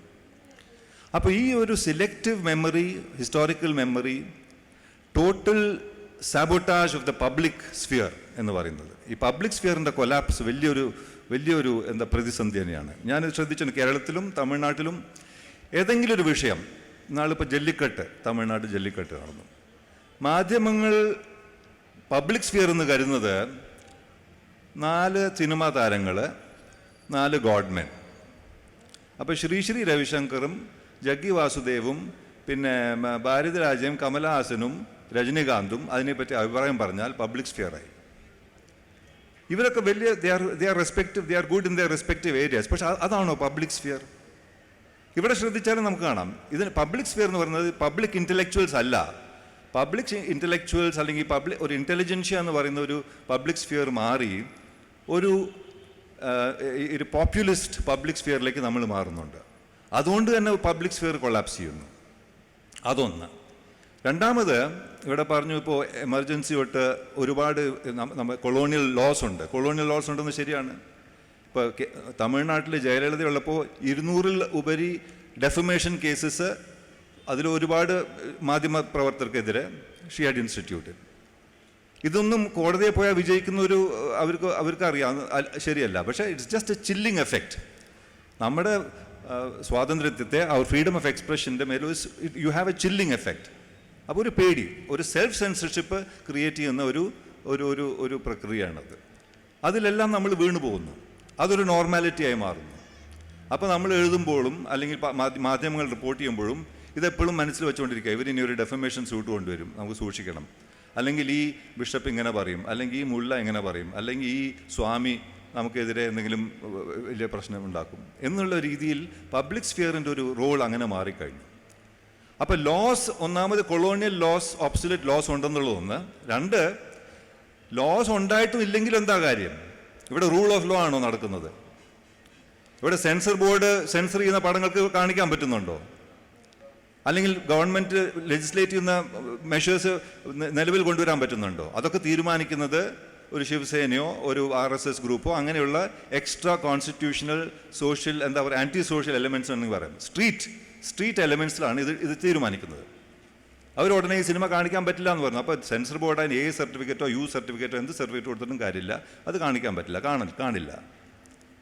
അതുപോലെ തന്നെ ജല്ലിക്കെട്ട്, സുപ്രീം കോടതി ഒരു വേർഡിക്റ്റ് ഉണ്ടാക്കുന്നു, അതിനെതിരെ കുറേ പേര് മറീന ബീച്ചിൽ പോകുന്നു. അപ്പോൾ കോടതി അത് മാറ്റിയിട്ട് ഓർഡിനൻസ് ഇഷ്യൂ ചെയ്യുന്നു. അതൊക്കെ ശരിക്കുള്ള റൂൾ ഓഫ് ലോ തന്നെയാണ്. അപ്പോൾ ഒരു സ്ട്രീറ്റിൽ നിന്ന് നമ്മുടെ സുപ്രീം കോർട്ട് വരെയും ഉള്ള ഒരു തർക്കത്തിലേക്ക് അല്ലെങ്കിൽ ഒരു സംഘർഷത്തിലേക്ക് മാറുമ്പോൾ അതിൻ്റെ ഇംപ്ലിക്കേഷൻസ് വളരെ വളരെ രൂക്ഷമായി മാറുന്നതാണ്. അപ്പോൾ ഒരു collapse of the constitutional mechanism എൻ്റെ ഒരു രീതിയിലേക്ക് മാറുന്ന ഇതൊക്കെ ശരിക്കും ഇപ്പോൾ ഉള്ള the powers that be want this. കാരണം ഫാഷിസത്തിനും അല്ലെങ്കിൽ ഇവിടുത്തെ റൈറ്റ് വിങ്ങേഴ്സിനും ഈ ഹിറ്റ്ലറിനെ പറ്റി പറയാറുണ്ട്, in normalcy a nothing, in chaos a titan. നോർമൽസിയിൽ അയാളൊന്നുമല്ല, കെയോസ് വേണം. They need chaos, they need polarization, they need communal strife, they need tension in society. എന്നാലേ അവർക്ക് അവരുടെ എജൻഡ ഇംപ്ലിമെൻറ്റ് ചെയ്യാൻ പറ്റുള്ളൂ. അതുകൊണ്ട് ഇത് യാദൃശികമായിട്ട് വരുന്നതൊന്നുമല്ല, ഇത് മനഃപൂർവ്വം ഉണ്ടാക്കുന്നതും നമ്മളെ അടിച്ചേൽപ്പിക്കുന്ന ഒരു പ്രവണതയാണ് എന്ന് നമ്മൾ തിരിച്ചറിയണം. So the whole problem is this. ഇത് നമ്മൾ തിരിച്ചറിയാതെ നമ്മൾ പബ്ലിക് സ്ഫിയർ ഇല്ലാതെയാവുന്നു, നമ്മുടെ institutional mechanisms, constitutional rule of law collapse ചെയ്യുന്നു. നമ്മൾ ഇതായിരിക്കും, അത് വീണ്ടും നമ്മൾ നോർമലൈസ് ചെയ്ത് മുന്നോട്ട് പോകുന്നു. മാധ്യമങ്ങൾ ഇതിൽ വലിയ ഉത്തരവാദിത്തമുണ്ട്, അതിലെനിക്ക് യാതൊരു സംശയമില്ല. എന്നാൽ ഇവിടുത്തെ ബുദ്ധിജീവികൾക്കും എഴുത്തുകാരുൾപ്പെടെ ഉള്ളവർക്കും ഇതിൽ വലിയ ഉത്തരവാദിത്തമുണ്ട്. കാരണം ഈ മാധ്യമങ്ങളുടെ പിന്നാലെ ഓടുന്ന ഒരു സംഖ്യ ആൾക്കാരുണ്ട്. ഏതെങ്കിലും സെൽഫ് റെസ്പെക്റ്റിംഗ് പേഴ്സൺ ഒരു ടെലിവിഷൻ ഇൻ്റർവ്യൂവിൽ പോയിട്ട് 20 സെക്കൻഡിന് സംസാരിക്കാൻ ഇരിക്കുമോ? ഏതെങ്കിലും ഒരു സെൽഫ് റെസ്പെക്റ്റിംഗ് പേഴ്സൺ അങ്ങേർക്ക് ഒരു സെൻറ്റൻസ് മുഴുവൻ പറയാൻ പോലും സമ്മതിക്കില്ല, പ്രത്യേകിച്ചും ഇംഗ്ലീഷ് ചാനൽസിൽ. അയാൾ വലിയ ഹിസ്റ്റോറിയൻ ആയിരിക്കും, സോഷ്യോളജിസ്റ്റ് ആയിരിക്കും, ക്രിയേറ്റീവ് ആർട്ടിസ്റ്റ് ആയിരിക്കും, റൈറ്റർ ആയിരിക്കും. അവർ സ്റ്റുഡിയോയിൽ പോയി മേക്കപ്പ് വെച്ച് അവിടെ ഇരിക്കുക, ഇവനൊരു ചോദ്യം ചോദിക്കുന്നവരെ. അവൻ ചോദിച്ചാൽ 20 second I'm sorry we have no time, മാറി, മറ്റേ ആൾക്ക് മാറി. വീണ്ടും അവൻ്റെ ചാൻസ്. ഒരു യാചകനെ പോലെ അവിടെ ഇരുന്ന് ഒരു സ്റ്റുഡിയോയിലിരുന്ന് ആ ഇൻ്റലക്ച്വൽ ക്ലാസ് എന്ന് പറയുന്ന ഒരു ഇൻ്റലിജൻഷ്യയുടെ ഒരു സ്റ്റേറ്റസിന്, ഡിഗ്നിറ്റിയെ തകർക്കുന്ന രീതിയിൽ ഇവിടെയുള്ളവരാരും അത് ചെയ്യുന്നില്ല, അത് തെറ്റിദ്ധരിക്കരുത്. പക്ഷേ ഒരു സെക്ഷൻ ഓഫ് ഇൻ്റലക്ച്വൽസ്, പിയർ ബോർദോ പറഞ്ഞിട്ടുണ്ട്, intellectuals are the last resort of the public sphere of A society. ഒരു നല്ല ഹിസ്റ്റോറിയൻ എന്ന് പറഞ്ഞാൽ A good historian is A good historian because another good historian says is A good historian. Prime time ടെലിവിഷനിൽ 4 പ്രാവശ്യം വന്ന് ഹിസ്റ്ററിയെ പറ്റി 4 വാക്ക് പറഞ്ഞുകൊണ്ട് good historian ആവുന്നില്ല ഇന്ന്. പക്ഷെ നമ്മൾ തിരിച്ചറിയുന്ന ഹിസ്റ്റോറിയൻസ് എന്ന് പറഞ്ഞാൽ ഏതെങ്കിലും സബ്ജക്റ്റ് എക്സ്പേർട്സ്, ഏതെങ്കിലും ഈ ടെലിവിഷനിൽ വന്ന്. അപ്പോൾ media is creating the intellectual sphere, public sphere. Media sphere ആണ് പബ്ലിക് സ്ഫിയർ ആയിട്ട് മാറുന്നത്. അത് ട്രിവിയലൈസ്ഡ് ആയിട്ട് ഈ ഗവൺമെൻറ്റും ഫിലിം സ്റ്റാർസുമായിട്ട് മാറി. അപ്പോൾ ആകെ ഒരു കൺഫ്യൂഷനാണ്. അതിനെ എതിർക്കാനുള്ള ധൈര്യവും മാധ്യമങ്ങൾ നമ്മൾ പറയുന്ന പോലെ ചെയ്യുന്നൊന്നും എനിക്ക് ഒരിക്കലും പ്രത്യാശയില്ല. മാധ്യമങ്ങൾക്ക് എതിർക്കേണ്ട ഒരു ദൗത്യവും നമുക്കുണ്ട്. മാധ്യമങ്ങളെ വേണ്ടി എതിർക്കണം. മാധ്യമങ്ങൾക്ക് എതിരായിട്ട് നമ്മൾ സംസാരിക്കേണ്ടി വരും. മാധ്യമങ്ങൾ എപ്പോഴും നല്ലതിനും ജനങ്ങളുടെ ഒപ്പം നിൽക്കുന്ന ഒരു കാലഘട്ടമൊക്കെ മാറിക്കഴിഞ്ഞു. അത് നമുക്ക് കൃത്യമായിട്ടും അറിയാം. കാരണം ഇന്ന് മാധ്യമങ്ങൾ give the people what they want എന്നാണ് ഫിലോസഫി മിക്കവാറും വലിയ മാധ്യമങ്ങളുടെ. ഇത് ഈ മയക്കുമരുന്ന് വിൽക്കുന്ന ആളുടെ ഫിലോസഫിയാണ്, ജനങ്ങൾക്ക് അവർക്ക് ആവശ്യമുള്ളത് കൊടുക്കുക. അതൊരു ഫിൽറ്ററിങ് അല്ലെങ്കിൽ ഒരു എഡിറ്റോറിയൽ പ്രോസസ്സ് ഒന്നുമില്ലാതെ വരുന്ന ഒരു മാധ്യമ ഒരു രീതിയാണത്. അങ്ങനെ ഒരു മാധ്യമ രീതിയിൽ, ഒരു പോപ്പുലിസ്റ്റ് മാധ്യമ രീതിയിൽ റേറ്റിംഗ്സിനെയൊക്കെ അനുകരിച്ചുള്ളൊരു രീതി, അവരും പറയുന്ന നിസ്സഹായരാണ്. ഞങ്ങൾക്ക് റേറ്റിംഗ്സ് വേണം, അഡ്വർടൈസ്മെൻറ്റ് വേണമെങ്കിൽ റേറ്റിംഗ്സ് വേണം. അപ്പം അങ്ങനെ വരുമ്പോൾ ഇതിനൊക്കെ എതിർത്ത് നിൽക്കേണ്ടത് ശരിക്കും ചിന്തിക്കുന്ന ഇവിടുത്തെ ബുദ്ധിജീവികൾ അല്ലെങ്കിൽ കലാകാരന്മാർ, എഴുത്തുകാർ, ഇൻ്റലക്ച്വൽസ് എന്ന് നമ്മൾ വിശേഷിപ്പിക്കുന്ന ഒരു സൊസൈറ്റിയിൽ അവരാണ് ഇതിനെതിരായിട്ട് നിൽക്കുന്നത്. അല്ലെങ്കിൽ അവരും നിസ്സഹായരായിട്ട് മാധ്യമങ്ങൾ നമ്മുടെ കൂടെ ഇല്ലല്ലോ, നമ്മൾ എന്ത് ചെയ്യുമെന്ന് പറഞ്ഞാൽ മാധ്യമങ്ങൾ നിങ്ങളുടെ കൂടെ ഉണ്ടാവില്ല, യാതൊരു സംശയവും വേണ്ട. കാരണം മാധ്യമങ്ങൾ have become part of the market. നമ്മൾ ഈ ലിബറലൈസിന് ശേഷം മാധ്യമങ്ങൾ ഒരു മാർക്കറ്റ് ഫംഗ്ഷനായിട്ട് മാറിക്കഴിഞ്ഞു. എന്നാൽ മാർക്കറ്റിൽ നമുക്കിപ്പോൾ സാധാരണ മാർക്കറ്റിൽ പോയി സോപ്പ് വാങ്ങിച്ചിട്ട് അത് നമ്മുടെ എന്താ പറയുക തുണി ക്ലീൻ ചെയ്യുന്നവരെ കീറിയാൽ കൺസ്യൂമർ കോർട്ടിലെങ്കിലും പോവാം.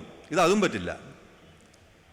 ഞാനൊരു 2-3 മാസം ഈ മാധ്യമം ഈ പത്രം വായിച്ചിട്ട് അല്ലെങ്കിൽ ഈ ചാനൽ കണ്ടിട്ട് എൻ്റെയും എൻ്റെ കുടുംബത്തിൻ്റെ മനസ്സൊക്കെ വി ഹവ് ബീൻ പൊള്യൂട്ടഡ്. എന്നിട്ട് ഒരു കൺസ്യൂമർ കോർട്ടിൽ പോയിട്ട് 2 ലക്ഷം റുപ്യ ഇത് ചോദിക്കാൻ പറ്റുമോ? അതാരെങ്കിലും ചെയ്യേണ്ടതാണ്. If they are a product of the market, they should at least belong to the laws of the market. They should be subscribed to the laws of the market. ഇത് അവിടെയല്ല ഇവിടെയല്ല. അവരൊരു കോൺസ്റ്റിറ്റ്യൂഷണൽ ഹൈ ഗ്രൗണ്ട് ക്ലെയിം ചെയ്യുന്നു, എന്നാൽ ആ ഒരു duty fulfil ചെയ്യുന്നില്ല. എന്നാൽ ഒരു പ്യുവർ മാർക്കറ്റ് ഫിനോമിനായിട്ട്, പ്രോഫിറ്റേറിംഗ് ഫിനോമിനായിട്ട് മാറുന്നു.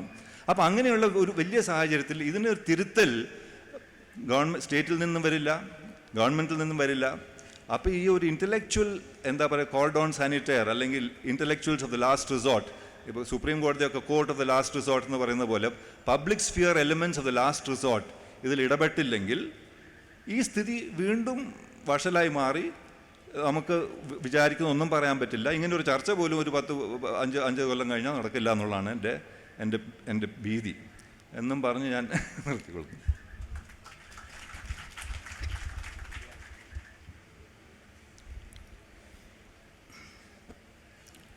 രണ്ടാം ലോകമഹായുദ്ധത്തിൻ്റെ അവസാന ഘട്ടത്തിൽ അമേരിക്കയിൽ ഒരു കമ്മീഷൻ പത്രസ്വാതന്ത്ര്യത്തെക്കുറിച്ച് ഒരു പഠനം നടത്തി. അത് സർക്കാർ ഉണ്ടാക്കിയ കമ്മീഷനൊന്നുമല്ല, കോർപ്പറേറ്റ്സിൻ്റെ എന്നൊക്കെ ഗ്രാൻഡ് കൊടുത്തിട്ട് ഏതോ ഫൗണ്ടേഷൻസൊക്കെ ഗ്രാൻഡ് കൊടുത്തുണ്ടാക്കിയതാണ്. അവരുടെ ഒരു പ്രധാന നിരീക്ഷണം എന്ന് പറയുന്നത്, by its very nature all freedoms are always in danger. ഒരാൾക്ക് സ്വാതന്ത്ര്യമുണ്ട് എന്നുള്ളത്, അല്ലെങ്കിൽ ഒരു സമൂഹത്തിൽ സ്വാതന്ത്ര്യം നിലനിൽക്കുന്നു എന്നത് കൊണ്ട് തന്നെ അത് എപ്പോഴും അപകടത്തിലാണ്. കാരണം ആർക്കെങ്കിലും അതിനെ അപകടപ്പെടുത്താൻ കഴിയും. അത് എനിക്ക് തോന്നുന്നു നമ്മുടെ മാധ്യമങ്ങളെക്കുറിച്ച് ഓർക്കുമ്പോൾ നമുക്ക് കാണാൻ കഴിയുന്ന ഒരു കാര്യമാണ്. അവർ അന്ന് കണ്ടുപിടിച്ചത്, അല്ലെങ്കിൽ അവർ എത്തിയ ഒരു നിഗമനം, ഈ നമ്മൾ മാധ്യമങ്ങൾക്കെതിരെയുള്ള ഇതിനെക്കുറിച്ച് പറയുമ്പോഴത്തേക്ക് അവരുടെ സ്വാതന്ത്ര്യത്തിന് ഹനിക്കുന്ന കാര്യങ്ങൾ നടക്കുന്നത് പുറത്തു നിന്ന് വരുന്നു എന്നാണ് ഇരിക്കുന്നത്. സർക്കാരിൽ നിന്ന് വരുന്നു, അല്ലെങ്കിൽ മറ്റാരെന്തെങ്കിലും വരുന്നു. അവരാണ് മാധ്യമ സ്വാതന്ത്ര്യത്തിനെ ഇല്ലാതാക്കാൻ ശ്രമിക്കുന്നത് എന്നുള്ളതാണ്. പക്ഷേ ഈ കമ്മീഷൻ്റെ അച്ചൻസ് റിപ്പോർട്ടിനകത്ത് പറയുന്നത് ഏറ്റവും വലിയ അപകടം മാധ്യമങ്ങൾക്കുള്ളിൽ നിന്നാണ്. മാധ്യമങ്ങൾ സത്യസന്ധമായി പ്രവർത്തിക്കുന്നില്ലെങ്കിൽ അവർ മാധ്യമ സ്വാതന്ത്ര്യത്തെ അപകടപ്പെടുത്തുകയാണ് ചെയ്യുന്നത്. അത് നമ്മുടെ ഇന്നത്തെ മാധ്യമ പ്രവർത്തനത്തിൽ ഇന്ത്യയിൽ അത് നിരീക്ഷിച്ച് സൂക്ഷ്മമായി നോക്കിയാൽ നമുക്കത് വളരെ കൃത്യമാണെന്ന് കണ്ടെത്താൻ കഴിയും. പക്ഷേ നമ്മുടെ പൊതുസമൂഹത്തിൽ നടക്കുന്ന കാര്യങ്ങളെക്കുറിച്ച് നമ്മൾ ചർച്ച ചെയ്യുമ്പോൾ എനിക്ക് തോന്നുന്നു നാം ഓർക്കേണ്ടത്, നമ്മൾ വളരെയധികം മിത്സ് ഉണ്ടാക്കി വെച്ചിട്ടുണ്ട് നമ്മുടെ രാഷ്ട്രീയത്തെക്കുറിച്ച്, നമ്മുടെ സമൂഹത്തെക്കുറിച്ച് ഒക്കെ.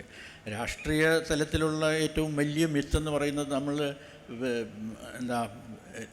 അഹിംസയിൽ കൂടി സ്വാതന്ത്ര്യം നേടി, ഒരു ലോകത്താദ്യമായിട്ട് ഒരു അഹിംസാത്മകമായ സമരത്തിൽ, ഹിംസയില്ലാത്ത സമരത്തിൽ കൂടി സ്വാതന്ത്ര്യം നേടി എന്ന് പറയുന്നത്, അത് തന്നെ ഒന്നാമത്തെ ഒരു മിത്താണ്. അങ്ങനെ ഒരു സാഹചര്യമില്ല. രണ്ടാം ലോകമഹായുദ്ധം അവസാനിക്കുമ്പോൾ ഒരു കോളനിയെ ഇന്ത്യയെ പോലെ ഒരു വലിയ രാജ്യത്തെ പിടിച്ചു നിർത്താനുള്ള കഴിവ് ബ്രിട്ടനുണ്ടായിരുന്നില്ല. അത് തിരിച്ചറിഞ്ഞത് ബ്രിട്ടീഷുകാരാണ്. അവസാനത്തെ ഈ മൗണ്ട് ബാറ്റന് മുമ്പിരുന്ന വൈസ്രോയ് എന്ന് പറയുന്നത് ലോർഡ് വേവൽ, അങ്ങേര് കമാൻഡർ ഇൻ ചീഫായിരുന്ന ആളാണ് ഇന്ത്യയിൽ. ബ്രിട്ടീഷ് ഇന്ത്യൻ ആർമിയുടെ കമാൻഡർ ഇൻ ചീഫായിരുന്നു. അങ്ങേര് യുദ്ധം തീരുന്നതിന് മുമ്പ് തന്നെ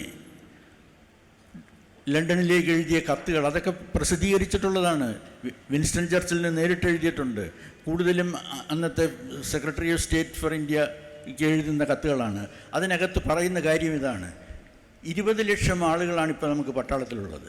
രണ്ടാം ലോകമഹായുദ്ധം തുടങ്ങുമ്പോൾ 2 ലക്ഷമാണ് ഇന്ത്യൻ പട്ടാളം, ബ്രിട്ടീഷ് ഇന്ത്യൻ ആർമി. അത് യുദ്ധത്തിൽ 20 ലക്ഷമായി വർദ്ധിച്ചു. എന്നാൽ എല്ലായിടത്തും പോയി ബ്രിട്ടന് വേണ്ടി യുദ്ധം ചെയ്ത ഇന്ത്യക്കാരാണ്. അപ്പോൾ 20 ലക്ഷം ആളുകൾ യുദ്ധം കണ്ടവരാണ്. പരിശീലനം കഴിഞ്ഞു യുദ്ധം കണ്ട 20 ലക്ഷം ആളുകൾ. ഇപ്പം തീരുന്നുടനെ ഇവരെ എല്ലാം നമുക്ക് പിരിച്ചുവിടേണ്ടി വരും, ഡിമോബിലൈസ് ചെയ്യേണ്ടി വരും. കാരണം യുദ്ധം കഴിഞ്ഞതിന് ശേഷം 20 ലക്ഷം ആൾക്ക് കാശ് കൊടുത്ത് ഒരു പട്ടാളത്തിന് നിർത്താൻ കഴിയില്ല. അപ്പോൾ ഇവർ പോകും. ഇവർ പോയി കഴിയുമ്പോൾ ഇവരും സ്വാതന്ത്ര്യ സമരത്തിൽ ഏർപ്പെട്ടിരിക്കുന്നവരുമായിട്ട് കൈകോർത്താൽ നമുക്ക് പിടിച്ചു നിൽക്കാൻ കഴിയില്ല. ഇതാണ് വളരെ വ്യക്തമായിട്ട് തന്നെ അങ്ങേര് പറയുന്നത്. അതുകൊണ്ട് ഇപ്പോഴേ തന്നെ, അതായത് യുദ്ധം തീരുന്നതിന് മുമ്പേ തന്നെ നമ്മൾ ശ്രമിക്കണം. ഇവിടെ നിന്ന് മാന്യമായ രീതിയിൽ പോകുന്നതിനുള്ള സംവിധാനം ഉണ്ടാക്കിയില്ലെങ്കിൽ ഇവിടെ നിന്ന് മാന്യമല്ലാത്ത രീതിയിൽ പോകേണ്ടതായിട്ട് വരും. അത് നമുക്കറിയാം, പല സ്ഥലങ്ങളിലും നടന്നിട്ടുണ്ട്. വിയറ്റ്നാമിൽ നിന്ന് അമേരിക്കക്കാർ ഓടിപ്പോയൊക്കെ നമുക്കറിയാം. ഒടുവിൽ ഒരു നിവൃത്തിയുമില്ലാതെ ഓടിപ്പോകുന്ന ഒരു സാഹചര്യം. ഇങ്ങനെയുള്ള ഒരു സാഹചര്യം ഒരു വലിയ മിത്ത് അതിന് നമ്മൾ നിലനിർത്തിക്കൊണ്ടിരിക്കുന്നു. രണ്ട്, ഇതിപ്പോൾ നമ്മുടെ ജനാധിപത്യം എന്ന് പറയുന്നത് ഇവിടെ രാമചന്ദ്ര ഗുഹയെ ഉദ്ധരിച്ചുകൊണ്ട് സച്ചി പറഞ്ഞു എന്തോ 50% എന്നുള്ള അടിസ്ഥാനത്തിൽ ഒരർത്ഥ ജനാധിപത്യമാണെന്ന് തന്നെ പറയാൻ കഴിയില്ല. ഇത് ജനാധിപത്യ സമൂഹത്തിൽ നടക്കുന്ന കാര്യങ്ങളാണോ ഇവിടെ നടക്കുന്നത്? പട്ടാളക്കാർ സ്ത്രീകളെ ബലാത്സംഗം ചെയ്യുന്നു, അതിൻ്റെ പേരിൽ ഒരാൾ സമരം ചെയ്യുന്നു. അതൊന്നും 12 കൊല്ലം 14 കൊല്ലം പോയിട്ടും അതൊന്നും തിരിഞ്ഞു നോക്കാതിരിക്കുന്ന ഒരു രാജ്യം. ആളുകൾ അപ്രത്യക്ഷരായിക്കൊണ്ടിരിക്കുന്നു. കാശ്മീരിൽ നടക്കുന്നു, നോർത്ത് ഈസ്റ്റിൽ നടക്കുന്നു, ആളുകൾ അപ്രത്യക്ഷമായിക്കൊണ്ടിരിക്കുന്നു. ഇത് ഈ കഴിഞ്ഞ ദിവസം ഇന്നലെ മറ്റുമാണ് ഒരു റിപ്പോർട്ട് വന്നത്. ഛത്തീസ്ഗഡിലെ പോലീസ് മേധാവിയെ അവധി പോകാൻ പറഞ്ഞിരിക്കുന്നു, ലോങ് ലീവിൽ പോകാനായിട്ട് പറഞ്ഞു. ഇത് യഥാർത്ഥത്തിൽ എത്രയോ കാലം മുമ്പേ ചെയ്യേണ്ടതായിരുന്നു. കാരണം ഈ മനുഷ്യനെതിരെ ബലാത്സംഗം ഉൾപ്പെടെയുള്ള ചാർജുകൾ വന്നിട്ടുള്ളതാണ്. അപ്പോൾ ഇങ്ങനെയൊക്കെയുള്ള ഒരു രാജ്യം, ഇത് ജനാധിപത്യമാണ് എന്ന് നമ്മൾ പറഞ്ഞുകൊണ്ടിരിക്കുന്നത്. ഇന്നും ജനാധിപത്യമാണെന്ന് മാത്രമല്ല, ലോകത്തിലെ ഏറ്റവും വലിയ ജനാധിപത്യ രാജ്യം. ലോകത്തിലെ ഏറ്റവും വലിയ ജനാധിപത്യ രാജ്യം എന്ന് അവകാശപ്പെടാൻ കഴിയുന്നത് ജനസംഖ്യയുടെ അടിസ്ഥാനത്തിലാണ്. ആ ജനസംഖ്യ ഒരു വലിയ നേട്ടം ആരുടെയെങ്കിലും ഒരു രാഷ്ട്രീയക്കാരുടെയോ ഇതിൻ്റെയോ ആരുടെയും നേട്ടമൊന്നുമല്ല ഇത്രയും ജനസംഖ്യ ഈ രാജ്യത്തുള്ളതുകൊണ്ട്. അതുകൊണ്ട് ഇവിടെ നടക്കുന്ന ഇത് ഏറ്റവും വലിയ ഇതാകും. അത് ജനാധിപത്യമായാൽ അത് ലോകത്തിലെ ഏറ്റവും വലിയ ജനാധിപത്യമാകും. ജനാധിപത്യമില്ലാത്ത സമൂഹമാണെങ്കിൽ അത് ലോകത്തിലെ ജനാധിപത്യമില്ലാത്ത ഏറ്റവും വലിയ സമൂഹം ആയിട്ട് നിൽക്കും. അങ്ങനെയുള്ള ഒരു സാഹചര്യം നിൽക്കുന്നുണ്ട്. എന്താണ് നമ്മുടെ ജനാധിപത്യ സമൂഹമാണെന്നുള്ള നമ്മുടെ അവകാശത്തിൻ്റെ അടിസ്ഥാനം? അത് നമ്മുടെ ഭരണഘടനയാണ്. ജനാധിപത്യ വ്യവസ്ഥയിൽ നിന്ന് ഒരു ഭരണഘടന ഉണ്ടാക്കിയിട്ടുണ്ട്. അത് പറയുന്നു ഇതൊരു ജനാധിപത്യ റിപ്പബ്ലിക്കാണ്, ഇതൊരു സെക്കുലർ റിപ്പബ്ലിക്കാണ് എന്ന് പറയുന്നത്. അതാണ് ജനാധിപത്യത്തിൻ്റെ അടിസ്ഥാനം. അപ്പം എഴുതി വെച്ചതുകൊണ്ട് ഒരു സെക്കുലർ രാജ്യം ഉണ്ടാകും, എഴുതി വെച്ചതുകൊണ്ട് ജനാധിപത്യം ഉണ്ടാകും. തീർച്ചയായിട്ടും ചില കാര്യങ്ങൾ നടക്കുന്നു എന്നുള്ളതിൽ യാതൊരു സംശയമില്ല. അതിലൊന്നാണ് തിരഞ്ഞെടുപ്പ് നടക്കുന്നുണ്ട്. 5 കൊല്ലത്തിലൊരിക്കൽ തിരഞ്ഞെടുപ്പ് നടക്കുമെന്നതിനകത്ത് ഭരണഘടനയിൽ എഴുതിയിട്ടുണ്ട്. അത് കൃത്യമായിട്ട് ഒരവസരം ഒഴികെ നടന്നിട്ടുണ്ട്. അടിയന്തരാവസ്ഥ കാലത്താണ് അതിന് ഒരു തടസ്സം വന്നത്. അതും 5 കൊല്ലത്തിനുള്ളത് 6 കൊല്ലമായി എന്നുള്ള ഒരു വ്യത്യാസമേ ഉണ്ടായുള്ളൂ. വലിയൊരു അപരാധമായിട്ട് കാണേണ്ടതില്ല. 1 കൊല്ലത്തിൻ്റെ വ്യത്യാസമേ വന്നിട്ടുള്ളൂ. പക്ഷേ ജനാധിപത്യ രാജ്യങ്ങളിൽ മാത്രമല്ല തിരഞ്ഞെടുപ്പ് നടക്കുന്നത്. എത്രയോ രാജ്യങ്ങളിൽ, ഒരു ജനാധിപത്യമില്ലാത്ത രാജ്യങ്ങളിൽ തിരഞ്ഞെടുപ്പ് നടക്കുന്നുണ്ട്. പക്ഷേ തിരഞ്ഞെടുപ്പിലൂടെ അധികാരമാറ്റം നടക്കുന്നു ഇവിടെ. അതാണ് യഥാർത്ഥത്തിൽ ഒരു വ്യത്യാസമായിട്ട് കാണാവുന്നത്.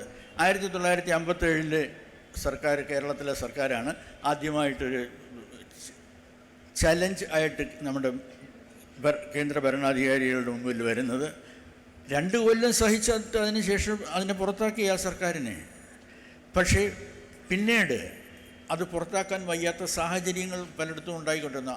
1967 തമിഴ്നാട്ടിലും മാറ്റമുണ്ടായി. അതിനെ ഈ രീതിയിൽ കൈകാര്യം ചെയ്യാൻ അവർക്ക് കഴിഞ്ഞില്ല എന്ന് മാത്രമല്ല, അക്കാലത്ത് ഭരണത്തിൽ ഇരുന്ന കക്ഷി അതിന് ഈ 50 കൊല്ലം, ഇപ്പോൾ 50ാമത്തെ വർഷമാണിത്. 2017 എന്ന് പറയുമ്പോഴത്തേക്ക് തമിഴ്നാട്ടിൽ അധികാരമാറ്റം കഴിഞ്ഞിട്ട് 50 കൊല്ലമാവുന്നു. ഈ 50 കൊല്ലത്തിൽ തിരിച്ചു വരാൻ കഴിഞ്ഞിട്ടില്ല കോൺഗ്രസ്സിനവിടെ. അപ്പോൾ അങ്ങനെയുള്ള ഒരു മാറ്റം നടന്നു. അതാണ് ജനാധിപത്യത്തിൻ്റെ ഒരു രണ്ടാമത്തെ അംശമായിട്ട് നമുക്ക് കാണാൻ കഴിയുന്നത്. ഇപ്പോഴും തിരഞ്ഞെടുപ്പുകൾ നടക്കുന്നു. ആ തിരഞ്ഞെടുപ്പുകളിലൂടെ അധികാരമാറ്റം നടക്കുന്നു. പക്ഷേ ജനാധിപത്യം എന്ന് പറഞ്ഞാൽ ഇത് മാത്രമാണോ? 5 കൊല്ലത്തിലൊരിക്കൽ നടക്കുന്ന ഒരു കാര്യമാണോ ഈ ജനാധിപത്യം എന്ന് പറയുന്നത്? ജനാധിപത്യം എല്ലാ ദിവസവും നിലനിൽക്കുന്ന ഒന്നാണ്. എങ്ങനെയാണ് ഭരണാധികാരികൾ ജനങ്ങളുടെ പ്രശ്നങ്ങൾ കൈകാര്യം ചെയ്യുന്നത് എന്നുള്ളതാണ് അതിന് ജനാധിപത്യമാകുന്നത്.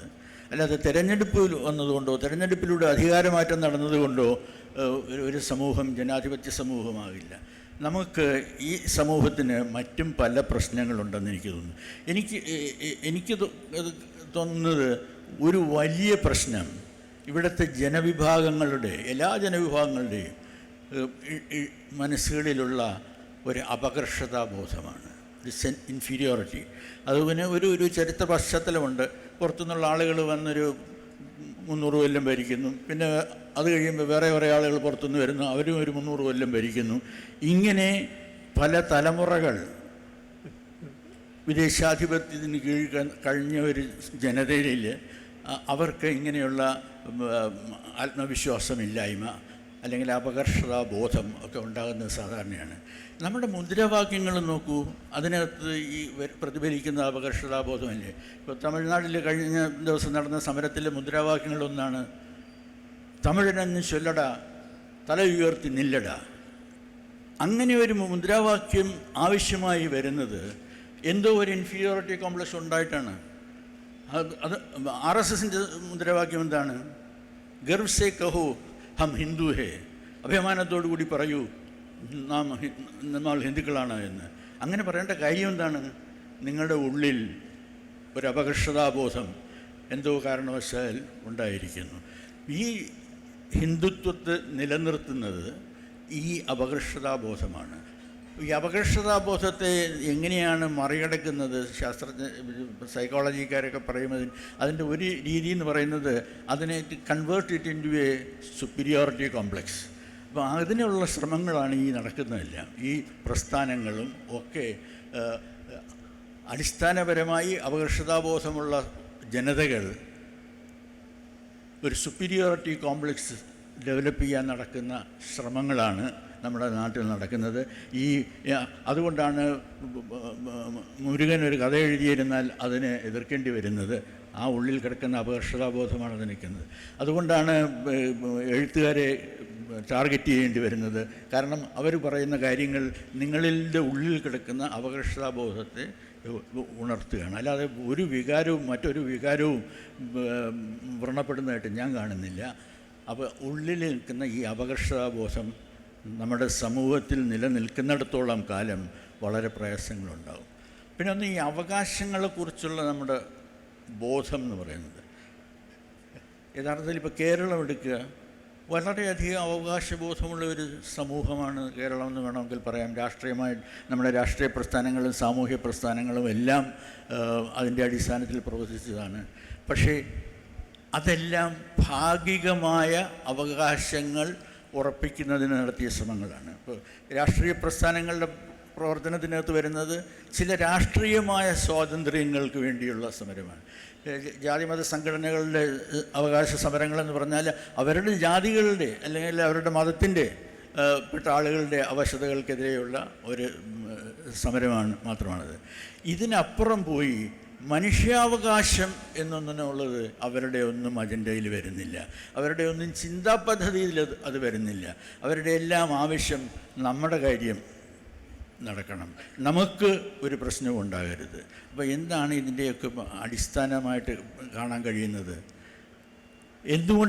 എന്താണ് ഇവരുടെയൊക്കെ പ്രശ്നങ്ങൾ? നമ്മൾ സൂക്ഷ്മതയോടെ നോക്കിയിരുന്നാൽ അടിസ്ഥാനപരമായി കാണാൻ കഴിയുന്നത് ഏതെങ്കിലും തരത്തിലുള്ള അനീതി നിലനിൽക്കുന്നു. ഓരോ വിഭാഗവും അത് യഥാർത്ഥത്തിലുള്ള അനീതിയാവാം, അതല്ലെങ്കിൽ അവർക്കെതിരെ അനീതി നടക്കുന്നു എന്നുള്ള ഒരു ധാരണ അവർക്കുള്ളതാവാം. അപ്പോൾ it may be N illusion or it may be real. പക്ഷേ എനിക്ക് നീതി കിട്ടുന്നില്ല എന്നുള്ള ബോധം വ്യക്തികളെന്ന നിലയിൽ പലർക്കുമുണ്ട്. സമൂഹം എന്നുള്ള നിലയിൽ ജാതി സമൂഹമായിരുന്നാലും മതസമൂഹമായിരുന്നാലും മറ്റെന്തെങ്കിലും രാഷ്ട്രീയ സമൂഹമായിരുന്നാലും ഇവരുടെ എല്ലാം ഉള്ളിനകത്ത് ഉള്ള ഒരു ഇതാണ്, എനിക്ക് നീതി കിട്ടുന്നില്ല, അതിനു വേണ്ടിയുള്ള സമരം എന്ന് പറയുന്നത്. അവിടെയാണ് ഇതിൻ്റെയൊക്കെ പ്രശ്നം കാണുന്നത്. ഈ നീതിബോധം എന്ന് പറയുന്നത് എനിക്ക് മാത്രമുള്ള നീതിബോധം ഇല്ല. അങ്ങനെ ഒരു നീതിബോധം സ്ഥാപിച്ചുകൊണ്ടിട്ട് ഒരു പ്രശ്നവും നിങ്ങൾ പരിഹരിക്കാൻ പോകുന്നില്ല. എനിക്ക് നീതിക്ക് അവകാശമുണ്ടെങ്കിൽ ആ നീതിക്ക് മറ്റൊരാൾക്കും അവകാശമുണ്ട് എന്നുള്ള ഒരു ബോധം നമുക്കുണ്ടാവണം. അപ്പോൾ നീതിബോധം ഇല്ലാത്ത ഒരു സമൂഹമാണ് അടിസ്ഥാനപരമായി ഇന്നത്തെ ഇന്ത്യൻ സമൂഹം, ഇന്നത്തെ കേരള സമൂഹം. അതിൻ്റെ പ്രശ്നങ്ങളാണ് പല തരങ്ങളിലായിട്ട് വരുന്നതെന്നാണ് എൻ്റെ ഒരു കാഴ്ചപ്പാട്. ഇതിനെ മുകളിലേക്ക് ഉയരാൻ നമുക്ക് കഴിയണം. എനിക്ക് നീതി കിട്ടണം എന്നുള്ളതിനോടൊപ്പം തന്നെ എല്ലാവർക്കും നീതി കിട്ടണം, എല്ലാവർക്കും നീതി നൽകുവാനുള്ള സംവിധാനം ഉണ്ടാവണം. അപ്പം അങ്ങനെ ഒരു സംവിധാനത്തിൻ്റെ ഒരു ലക്ഷ്യത്തോടു കൂടിയാണ് ഈ ഭരണഘടന ഉണ്ടാക്കുന്നത്, ജനാധിപത്യ വ്യവസ്ഥ ഉണ്ടാക്കുന്നത്. ആ ജനാധിപത്യ ഭരണഘടന ഉണ്ടാക്കിയ മനുഷ്യൻ തന്നെ അതിൻ്റെ അവസാന ദിവസം പറഞ്ഞത് ഇതാണ്: നല്ല ഒരു ഭരണഘടന ഉണ്ടാക്കിയെന്ന് വിചാരിച്ചിട്ട് കാര്യങ്ങളൊന്നും ശരിയാവണമെന്നില്ല, അത് നടത്തിപ്പുകാരുടെ ഇരിക്കുകയാണ്. ഈ ഭരണഘടനയുടെ നടത്തിപ്പുകാർ നല്ലവരല്ലെങ്കിൽ ഇതുകൊണ്ടും ഒന്നും നന്നാവാൻ പോകുന്നില്ല.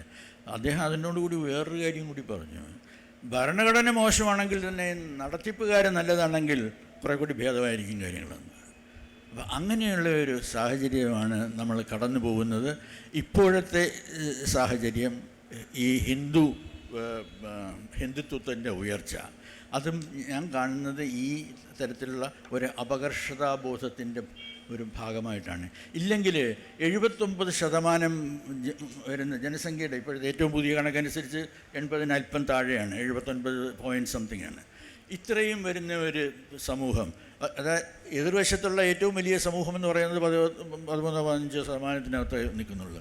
അതിൻ്റെ മുന്നിൽ എന്തുകൊണ്ടാണ് അവർക്ക് അപകർഷതാബോധം ഉണ്ടാകുന്നത്? അതിന് തിരിച്ചുള്ള ഒരു ഇതുമുണ്ട്. ഇപ്പുറത്ത് നിൽക്കുന്ന ഈ 15%-ലുള്ള ആളുകളുടെ മുദ്രാവാക്യം അവർ പ്രചരിപ്പിക്കുന്ന വേറെ കഥകളുണ്ട്. അവരെ 6 പേരെ കൈകാര്യം ചെയ്യാൻ ഒരാൾ മതിയെന്ന്. അപ്പോൾ അത് അപകർഷതാബോധത്തെ തിരിച്ച് സുപ്പീരിയോറിറ്റി കോംപ്ലക്സ് ആക്കി മാറ്റുന്നതിൻ്റെ ഒരു ഉദാഹരണമാണിത്.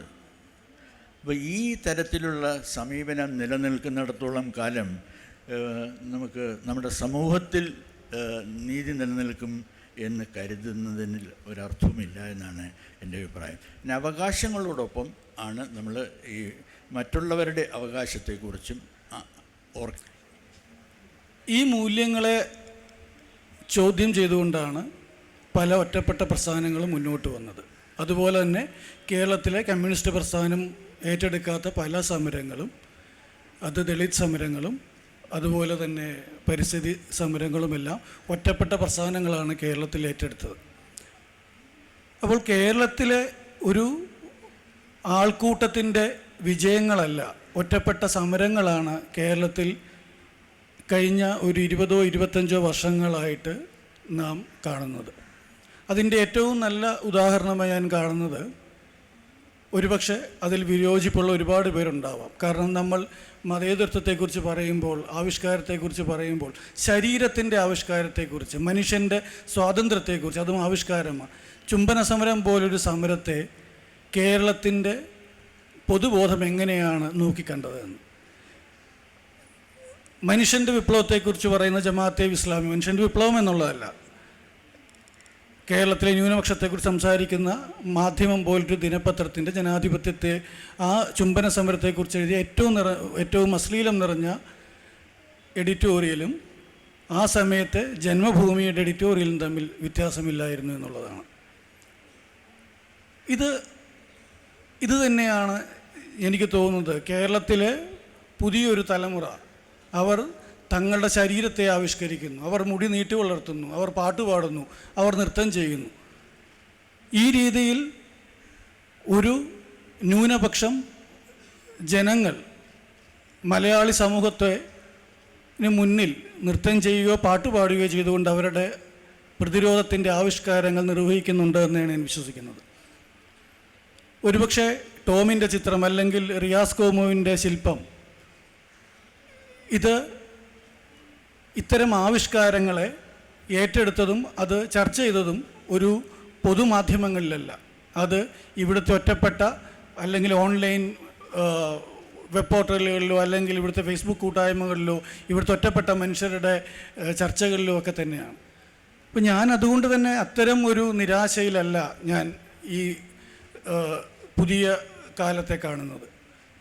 മറ്റൊന്ന്, നമ്മുടെ എല്ലാം ഉള്ളിൽ ഇപ്പോഴും വേരോടെ നിൽക്കുന്ന ജാതിയാണ്. നിറത്തെ അല്ലെങ്കിൽ ജാതിയെ ഇപ്പോഴും ഉള്ളിൽ കൊണ്ടു നടക്കുന്ന ഒരു സമൂഹം. കേരളത്തിലെ നവോത്ഥാനത്തെക്കുറിച്ച് നമ്മൾ സംസാരിക്കുമ്പോഴും കമ്മ്യൂണിസ്റ്റ് പ്രസ്ഥാനത്തിൻ്റെ വളർച്ചയെക്കുറിച്ചും പ്രതിരോധത്തെക്കുറിച്ച് പറയുമ്പോഴും നമ്മുടെ ഉള്ളിൽ ആഴ്ന്നിറങ്ങിയിട്ടുള്ള ഒരു ജാതി, ഇതിനെ മാറ്റി നിർത്തിയെങ്കിൽ മാത്രമേ രാമചന്ദ്ര ഗുഹയെക്കുറിച്ച് സച്ചിമാഷ് പറഞ്ഞ ആ ലിസ്റ്റിലെ പല കാര്യങ്ങളും അത്തരം പ്രതിരോധങ്ങൾ സാധ്യമാവും. അപ്പോൾ ആവിഷ്കാരം എന്നുള്ളത് കഥയിലും കവിതയിലും ചിത്രങ്ങളിലും മാത്രമല്ല, മനുഷ്യൻ്റെ ശരീരങ്ങളിലും അവൻ്റെ വേഷപ്പകർച്ചകളിലും എല്ലാം തന്നെ സാധ്യമാണ് എന്നാണ് ഞാൻ വിശ്വസിക്കുന്നത്. ഒരേ സമയം തന്നെ ഇവിടുത്തെ ഫാസിസ്റ്റുകളും ഇവിടുത്തെ മറ്റ് മതന്യൂനപക്ഷങ്ങളുടെ പേരിൽ അവരെ റെപ്രസെൻ്റ് ചെയ്യുന്നു എന്ന് പറയുന്ന മതതീവ്രവാദ സംഘടനകളും ഒരേ സമയം കൈകോർക്കുന്നത് ഇത്തരം ആവിഷ്കാരങ്ങൾക്കെതിരായിട്ടാണ്. കഴിഞ്ഞ മാതൃഭൂമി ആഴ്ചപ്പതിപ്പിൽ ഒരുപക്ഷെ ഇവിടുത്തെ ചില ബുദ്ധിജീവികൾക്ക് ഏറ്റവും പരിഹാസ്യമെന്ന് തോന്നാവുന്ന ഒരു ലേഖനം ഉണ്ടായിരുന്നു. അത് സത്യമാഷ് എഴുതിയതാണ്. ഈ അപരത്വത്തെക്കുറിച്ചാണ്. അതിൽ അദ്ദേഹം ഇന്ത്യയുടെ ഒരു സ്വാതന്ത്ര്യ സമരം തൊട്ട് ഈ കാലം വരെയുള്ള പല മതേതരമായിട്ടുള്ള പല കാര്യങ്ങളെ സൂചിപ്പിക്കുകയാണ് ചെയ്തത്. ചരിത്രത്തിലെ മതേതരമായിട്ടുള്ള ബന്ധങ്ങളെയാണ് അദ്ദേഹം സൂചിപ്പിച്ചത്. കാരണം സെക്യുലറിസം എന്നുള്ളത് ഒരു അശ്ലീല വാക്കായി ചില ബുദ്ധിജീവികൾ കണക്കാക്കുന്ന കാലത്തുകൂടിയാണ് നമ്മൾ ജീവിക്കുന്നത്. ഈ കാലം ഒരു ഭീഷണമായ കാലമാണ് എന്നുള്ള ഓർമ്മപ്പെടുത്തലുകൾ നമ്മുടെ ഉള്ളിലുണ്ടാവുമ്പോഴും ഓരോ മനുഷ്യനും തൻ്റേതായിട്ടുള്ള സ്വയം പ്രതിരോധങ്ങളിലൂടെ ഇതിനെ മറികടക്കുമെന്നാണ് ഞാൻ വിശ്വസിക്കുന്നത്.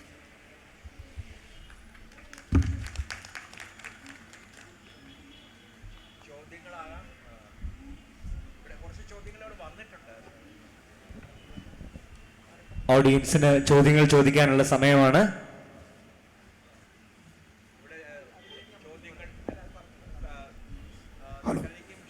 ഹലോ, ചോദ്യങ്ങൾ ധാരാളമുണ്ടെന്നറിയാം. വളരെ കുറച്ച് സമയം മാത്രം എടുത്തിട്ട് അഭിപ്രായങ്ങൾ ഒഴിവാക്കുക. ചോദ്യങ്ങൾ ഡയറക്റ്റായിട്ട് ചോദിക്കുക. കൂടുതൽ പേർക്ക് അവസരങ്ങൾ കൊടുക്കുക.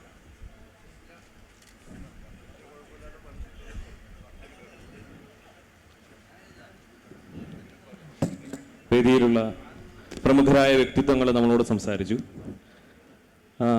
ഇവിടെ ഇരുന്ന ഒരു കേൾവിക്കാരനായിട്ട് എനിക്ക് ശ്രമിച്ചപ്പോൾ പലപ്പോഴും ഉണ്ണിയാർ സാർ ഒഴിച്ച് ബാക്കിയുള്ളവരുടെ സംസാരത്തിൽ നാസർ ലിസ്ണർ എനിക്ക് ഫീൽ ചെയ്തത് നമ്മൾ അനുഭവിച്ചു വന്ന പീഡനങ്ങളാണ് നമ്മളിതുവരെയും, അല്ലെങ്കിൽ ഒരു തരത്തിൽ നമ്മളുടെ റെസിസ്റ്റൻസിൻ്റെ ഉണ്ടായ കുറേ കാര്യങ്ങൾ, അല്ല നമ്മളുടെ റെസിസ്റ്റൻസിനെ കുറിച്ച് അങ്ങനെ കാര്യങ്ങളെക്കുറിച്ച് ഒത്തിരി സംസാരിച്ചു. കുറേ കാര്യങ്ങളൊക്കെ ഞാൻ ഗ്രഹിച്ചു, കുറേ കാര്യങ്ങളൊക്കെ എനിക്ക് ഈ ചെവിയിലൂടെ പോയി. പക്ഷേ എനിക്ക് തോന്നിയൊരു കാര്യം, നമ്മൾക്ക് കൂടുതൽ കിട്ടിയത് ഒരു നെഗറ്റീവ് ഫീലിംഗ് ആണ്. ഞാൻ വിമർശിക്കുകയല്ല. ഇത്രയും പ്രഗത്ഭരായ വ്യക്തിത്വങ്ങൾ കുറച്ചും കൂടെ സംസാരിക്കുമ്പോൾ ഈ പ്രശ്നങ്ങളെ നേരിടാൻ എന്തെല്ലാം കാര്യങ്ങൾ, ഒരു റെമഡീസ് നമ്മൾക്ക് എന്തെല്ലാം, നിങ്ങളൊക്കെയാണ് നമ്മൾ മുന്നിൽ കാണുന്ന അല്ലെങ്കിൽ ഞങ്ങൾക്ക് ബാധ ഒരുക്കേണ്ട ആൾക്കാർ.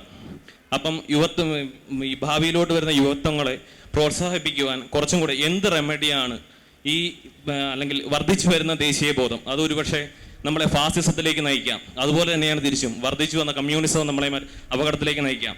ഇതിൻ്റെ എല്ലാം ഒരു മിഡിലിൽ നിന്നുകൊണ്ട് ഇവിടെയുള്ള എഴുത്തുകാർക്ക് അല്ലെങ്കിൽ നമ്മളുടെ ബുദ്ധിജീവികളെന്ന് അവകാശപ്പെടുന്ന ആൾക്കാർക്ക് സമൂഹത്തിന് വേണ്ടി ചെയ്യാൻ കഴിയും എന്നുള്ളതാണ്. ഒരു പോസിറ്റീവായിട്ട് കുറച്ച് അപ്രോച്ച് ഉണ്ടായിട്ടുണ്ടെങ്കിൽ കുറച്ചും കൂടെ മാറ്റം വരികയില്ലേ എന്നൊരു അഭിപ്രായമുണ്ട്. എന്താണ് നിങ്ങൾക്ക് പറയാനുള്ളതിൽ?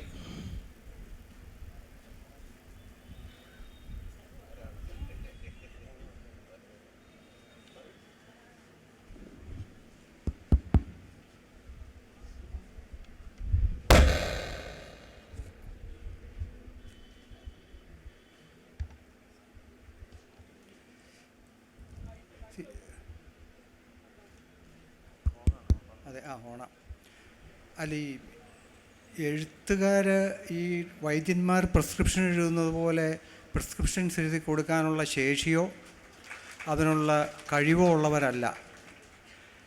അടിസ്ഥാനപരമായിട്ട് അവർ ഭാവനയുടെയും വാക്കുകളുടെയും ഒക്കെ ആളുകളാണ്, അല്ലെങ്കിൽ പെയിൻറ്റേഴ്സ്, നിറങ്ങളുടെയും രേഖകളുടെയും രൂപങ്ങളുടെയും ആളുകളാണ്. അപ്പോൾ അവരിൽ നിന്ന് എഴുത്തുകാർ നിങ്ങളിപ്പോൾ ചോദ്യം ചോദിച്ച അദ്ദേഹത്തെ പോലെ തന്നെ ഇതുപോലെ തന്നെ നിസ്സഹായരായിട്ട് നാളെ ഇവിടുന്ന് ഇറങ്ങിപ്പോകുന്ന ഏതൊരു എഴുത്തുകാരനും എന്തു സംഭവിക്കാം. എഴുത്തുകാരനാണ് നീ എന്നും പറഞ്ഞ് അവനെ മാറ്റി നിർത്തിയിട്ട് ബാക്കിയുള്ളവരെ അടിക്കാനൊന്നും പോകുന്നില്ല. അടി അല്ലെ കുത്ത അല്ലെ വെട്ട് എല്ലാവർക്കിട്ടും കിട്ടും.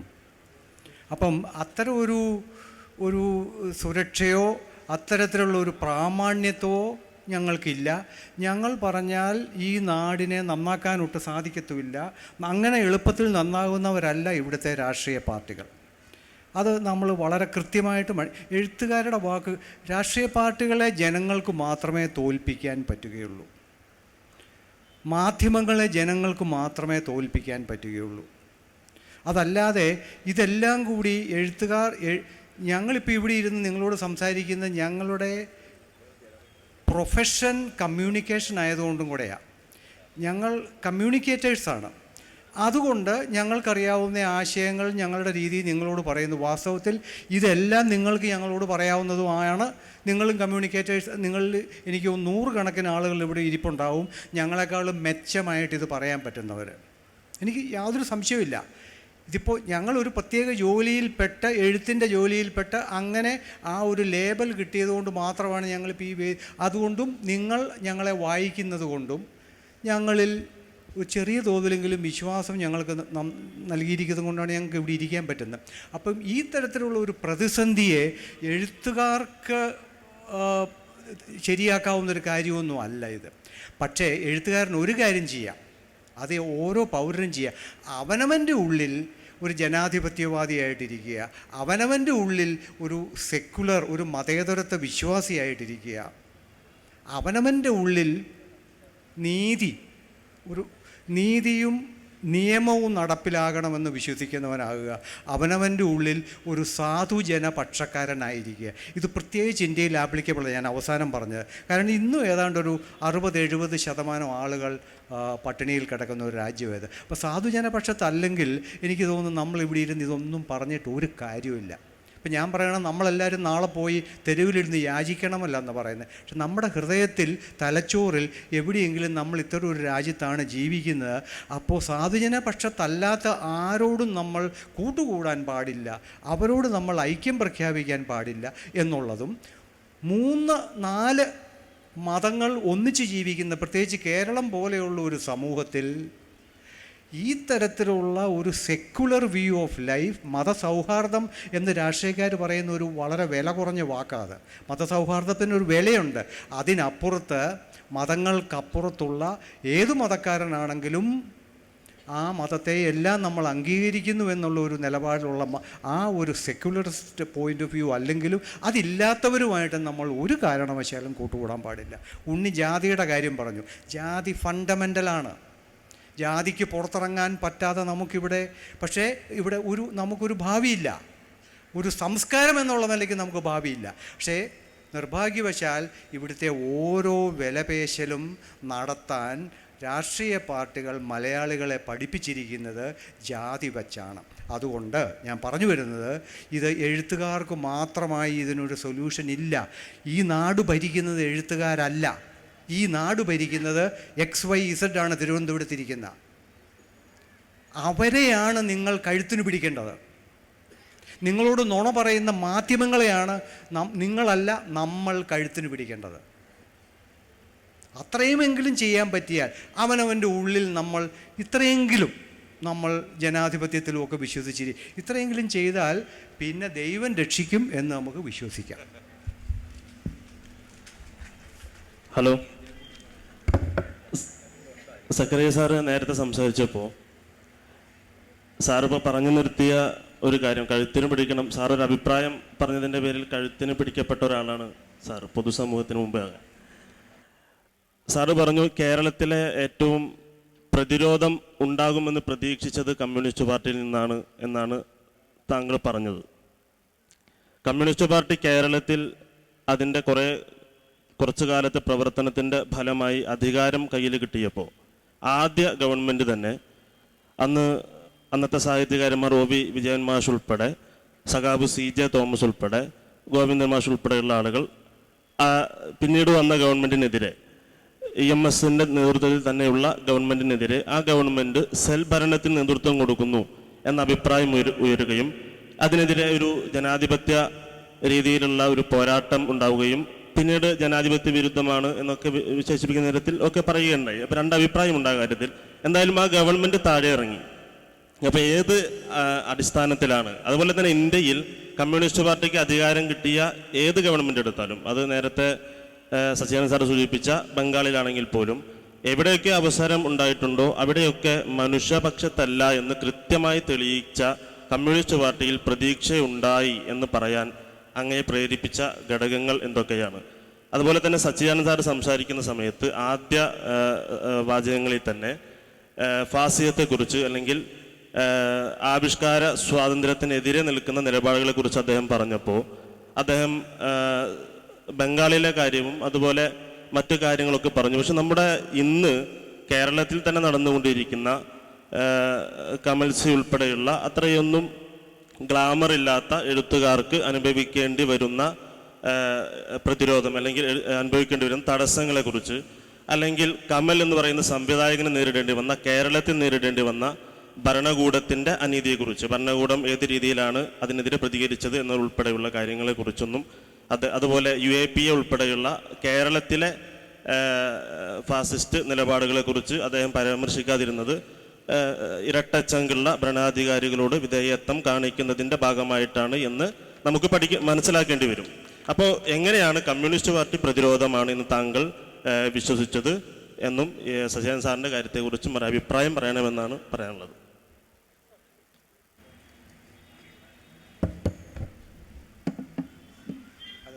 ഇത് വളരെ നീണ്ട ഒരു ചോദ്യമാണ്.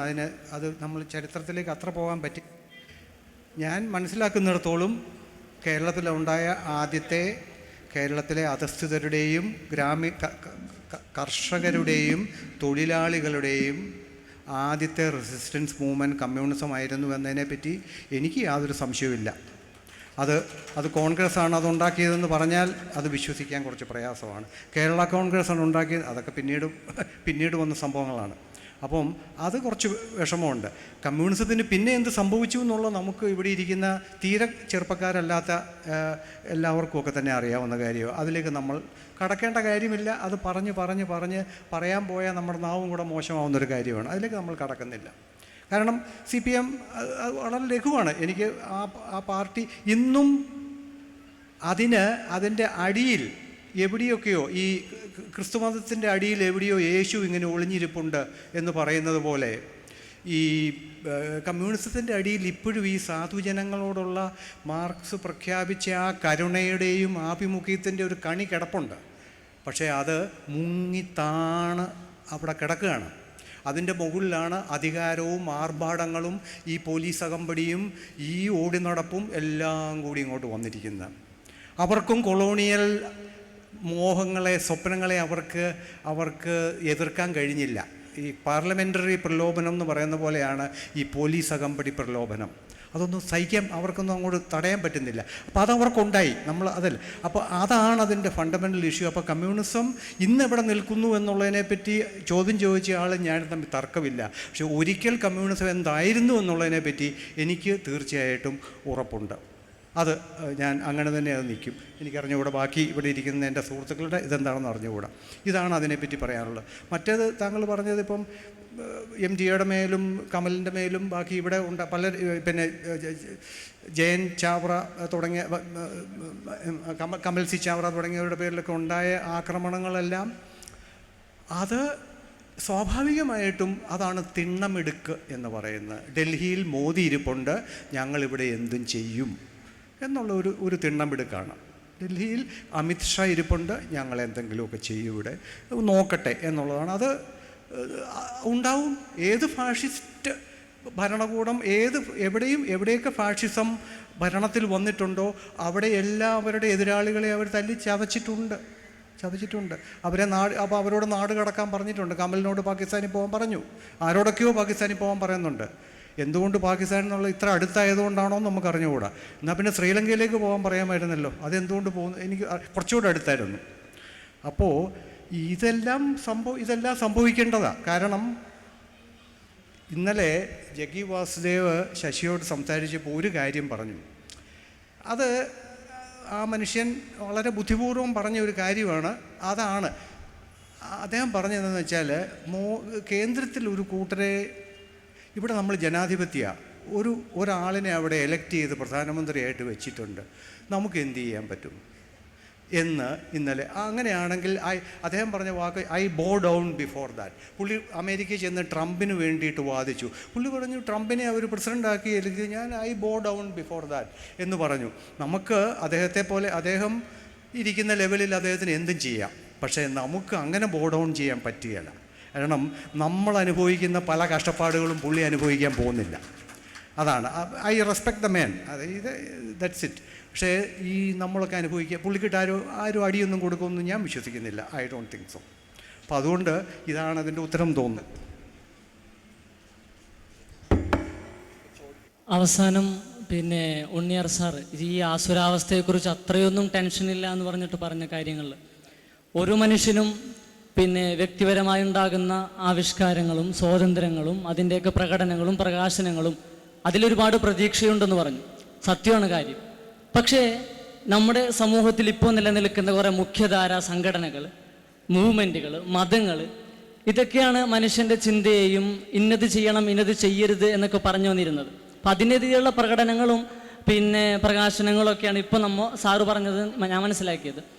അപ്പോൾ അങ്ങനെ ഇതിൽ നിന്നൊക്കെ അകന്നു മാറി ഒറ്റപ്പെട്ട ആവിഷ്കാരങ്ങൾ ഉണ്ടാകുന്നു. അങ്ങനെ ആവുമ്പോൾ പിന്നെ തഹരീർ സ്ക്വയറിൽ മിഖായൽ ഗോനം എന്ന് പറയുന്ന ഒരു ഫേസ്ബുക്ക് ആക്ടിവിസ്റ്റ് അയാളുടെ ഒറ്റപ്പെട്ടൊരു ചിന്തയിട്ടു, അതിലേക്ക് ആളുകൾ ചേർന്നു. അതുപോലെ ഇവിടെയും സംഭവിക്കും. ഒരാളുടെ ആവിഷ്കാരത്തെ എല്ലാവരും ബഹുമാനിക്കും, അവരൊക്കെ ഒരുമിച്ച് കൂടും. എന്നാലും വ്യത്യസ്തമായ ഒരുപാട് ആശയങ്ങൾ അപ്പോൾ സ്ട്രീറ്റിൽ വരും, പുറത്തു വരും. ഇതൊക്കെ കൂടിയൊരു സംഘർഷം ഉണ്ടാവും. അതിൽ നിന്നും വീണ്ടും ഭിന്നിക്കും, അതിൽ നിന്ന് വീണ്ടും അകലും. ഇങ്ങനെയുള്ള സംഘർഷങ്ങൾ പെരുകുകയല്ലേ കൂടുതൽ ചെയ്യുക. ആ ഒരു വലിയ സങ്കീർണതയെ മറികടക്കാനാവാത്ത വിധം നമ്മുടെ സാമൂഹ്യ സാഹചര്യം കൂടുതൽ ഭീഷണമാകുകയല്ലേ ചെയ്യുക.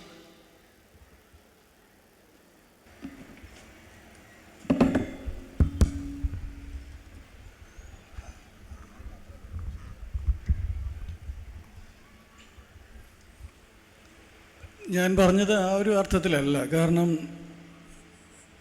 വ്യത്യസ്തമായ ജനാധിപത്യ ആവിഷ്കാരങ്ങൾക്ക് കൂട്ടായ്മയെക്കുറിച്ചിട്ടാണ്, അല്ലെങ്കിൽ അത്തരം കൂട്ടുചേരലുകളെ കുറിച്ചിട്ടാണ്. അതൊരു സങ്കീർണതയിലേക്കല്ല എത്തുന്നത്.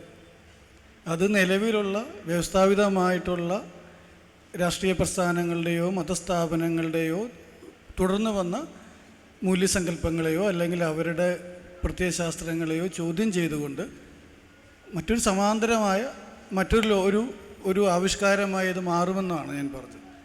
അത് സങ്കീർണതയിലേക്കല്ല അത് പോകുന്നതെന്നാണ് ഞാൻ വിശ്വസിക്കുന്നത്.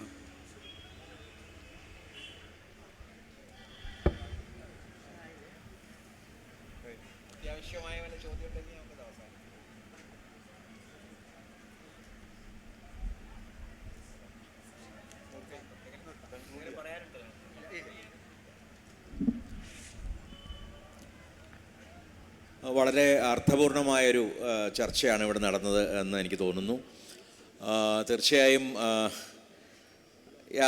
ഒരു നൈരാശ്യവാദത്തിൻ്റെ സ്വരം ഒരുപക്ഷെ ഈ ചർച്ചയിൽ ഉന്നയിക്കപ്പെട്ട, പ്രത്യേകിച്ച് ഒരു രോഗനിർണയം ആണ് പ്രധാനമായിട്ടും ഇവിടെ നടന്നത് എന്നതുകൊണ്ട് നൈരാശ്യവാദത്തിൻ്റെ ഒരു സ്വരം നിങ്ങൾ അതിൽ കണ്ടിരിക്കാം.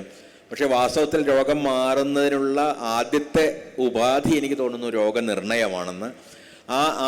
അത്തരത്തിലുള്ള കുറേ കാര്യങ്ങളാണ് പ്രധാനമായിട്ടും ഇവിടുത്തെ ചിന്തകരും എഴുത്തുകാരുമായ ആളുകൾ മുന്നോട്ട് വച്ചിട്ടുള്ളത്. അതേസമയം ഉണ്ണി പറഞ്ഞതുപോലുള്ള ഒരുപാട് പ്രതിരോധ സംരംഭങ്ങൾ പാർട്ടികൾക്ക് പുറത്താണ്. ഞാൻ എപ്പോഴും പറയുന്നു, കഴിഞ്ഞ 15 വർഷമായിട്ടെങ്കിലും കേരളത്തിൽ നടന്നിട്ടുള്ള പ്രധാന സമരങ്ങളെല്ലാം പാർട്ടി ഘടനകൾക്ക് പുറത്താണ് നടന്നിട്ടുള്ളത്. ആദിവാസികളുടെ ഭൂമി സമരങ്ങളായാലും ശരി, മൂന്നാറിലെ സ്ത്രീകളുടെ സമരമായാലും ശരി, ചുംബന സമരമായാലും ശരി, എല്ലാ സമരങ്ങളും പാർട്ടികളുടെ ഘടനകൾക്ക് പുറത്താണ് നടന്നത്.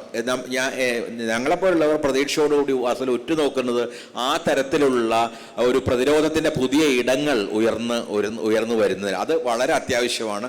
ഈ രണ്ട് മുന്നണികൾക്കിടയിൽ കിടന്ന് ഞെരുങ്ങുന്ന ഒരു ജനതയ്ക്ക് മൂന്നാമത്തെ ഒരു ശക്തി, അത് യുവാക്കളിൽ നിന്നും പല രീതിയിലുള്ള മനുഷ്യാവകാശ ലംഘനങ്ങൾ നേരിടുന്ന മനുഷ്യരിൽ നിന്നും ഒക്കെ തന്നെ ഉയർന്നു വരേണ്ടതാണ്. അത്തരമൊരു ശക്തിയുടെ പ്രതീക്ഷയാണ് ഞങ്ങളെല്ലാവരും ഒരർത്ഥത്തിൽ പങ്കിടുന്നത്. നന്ദി.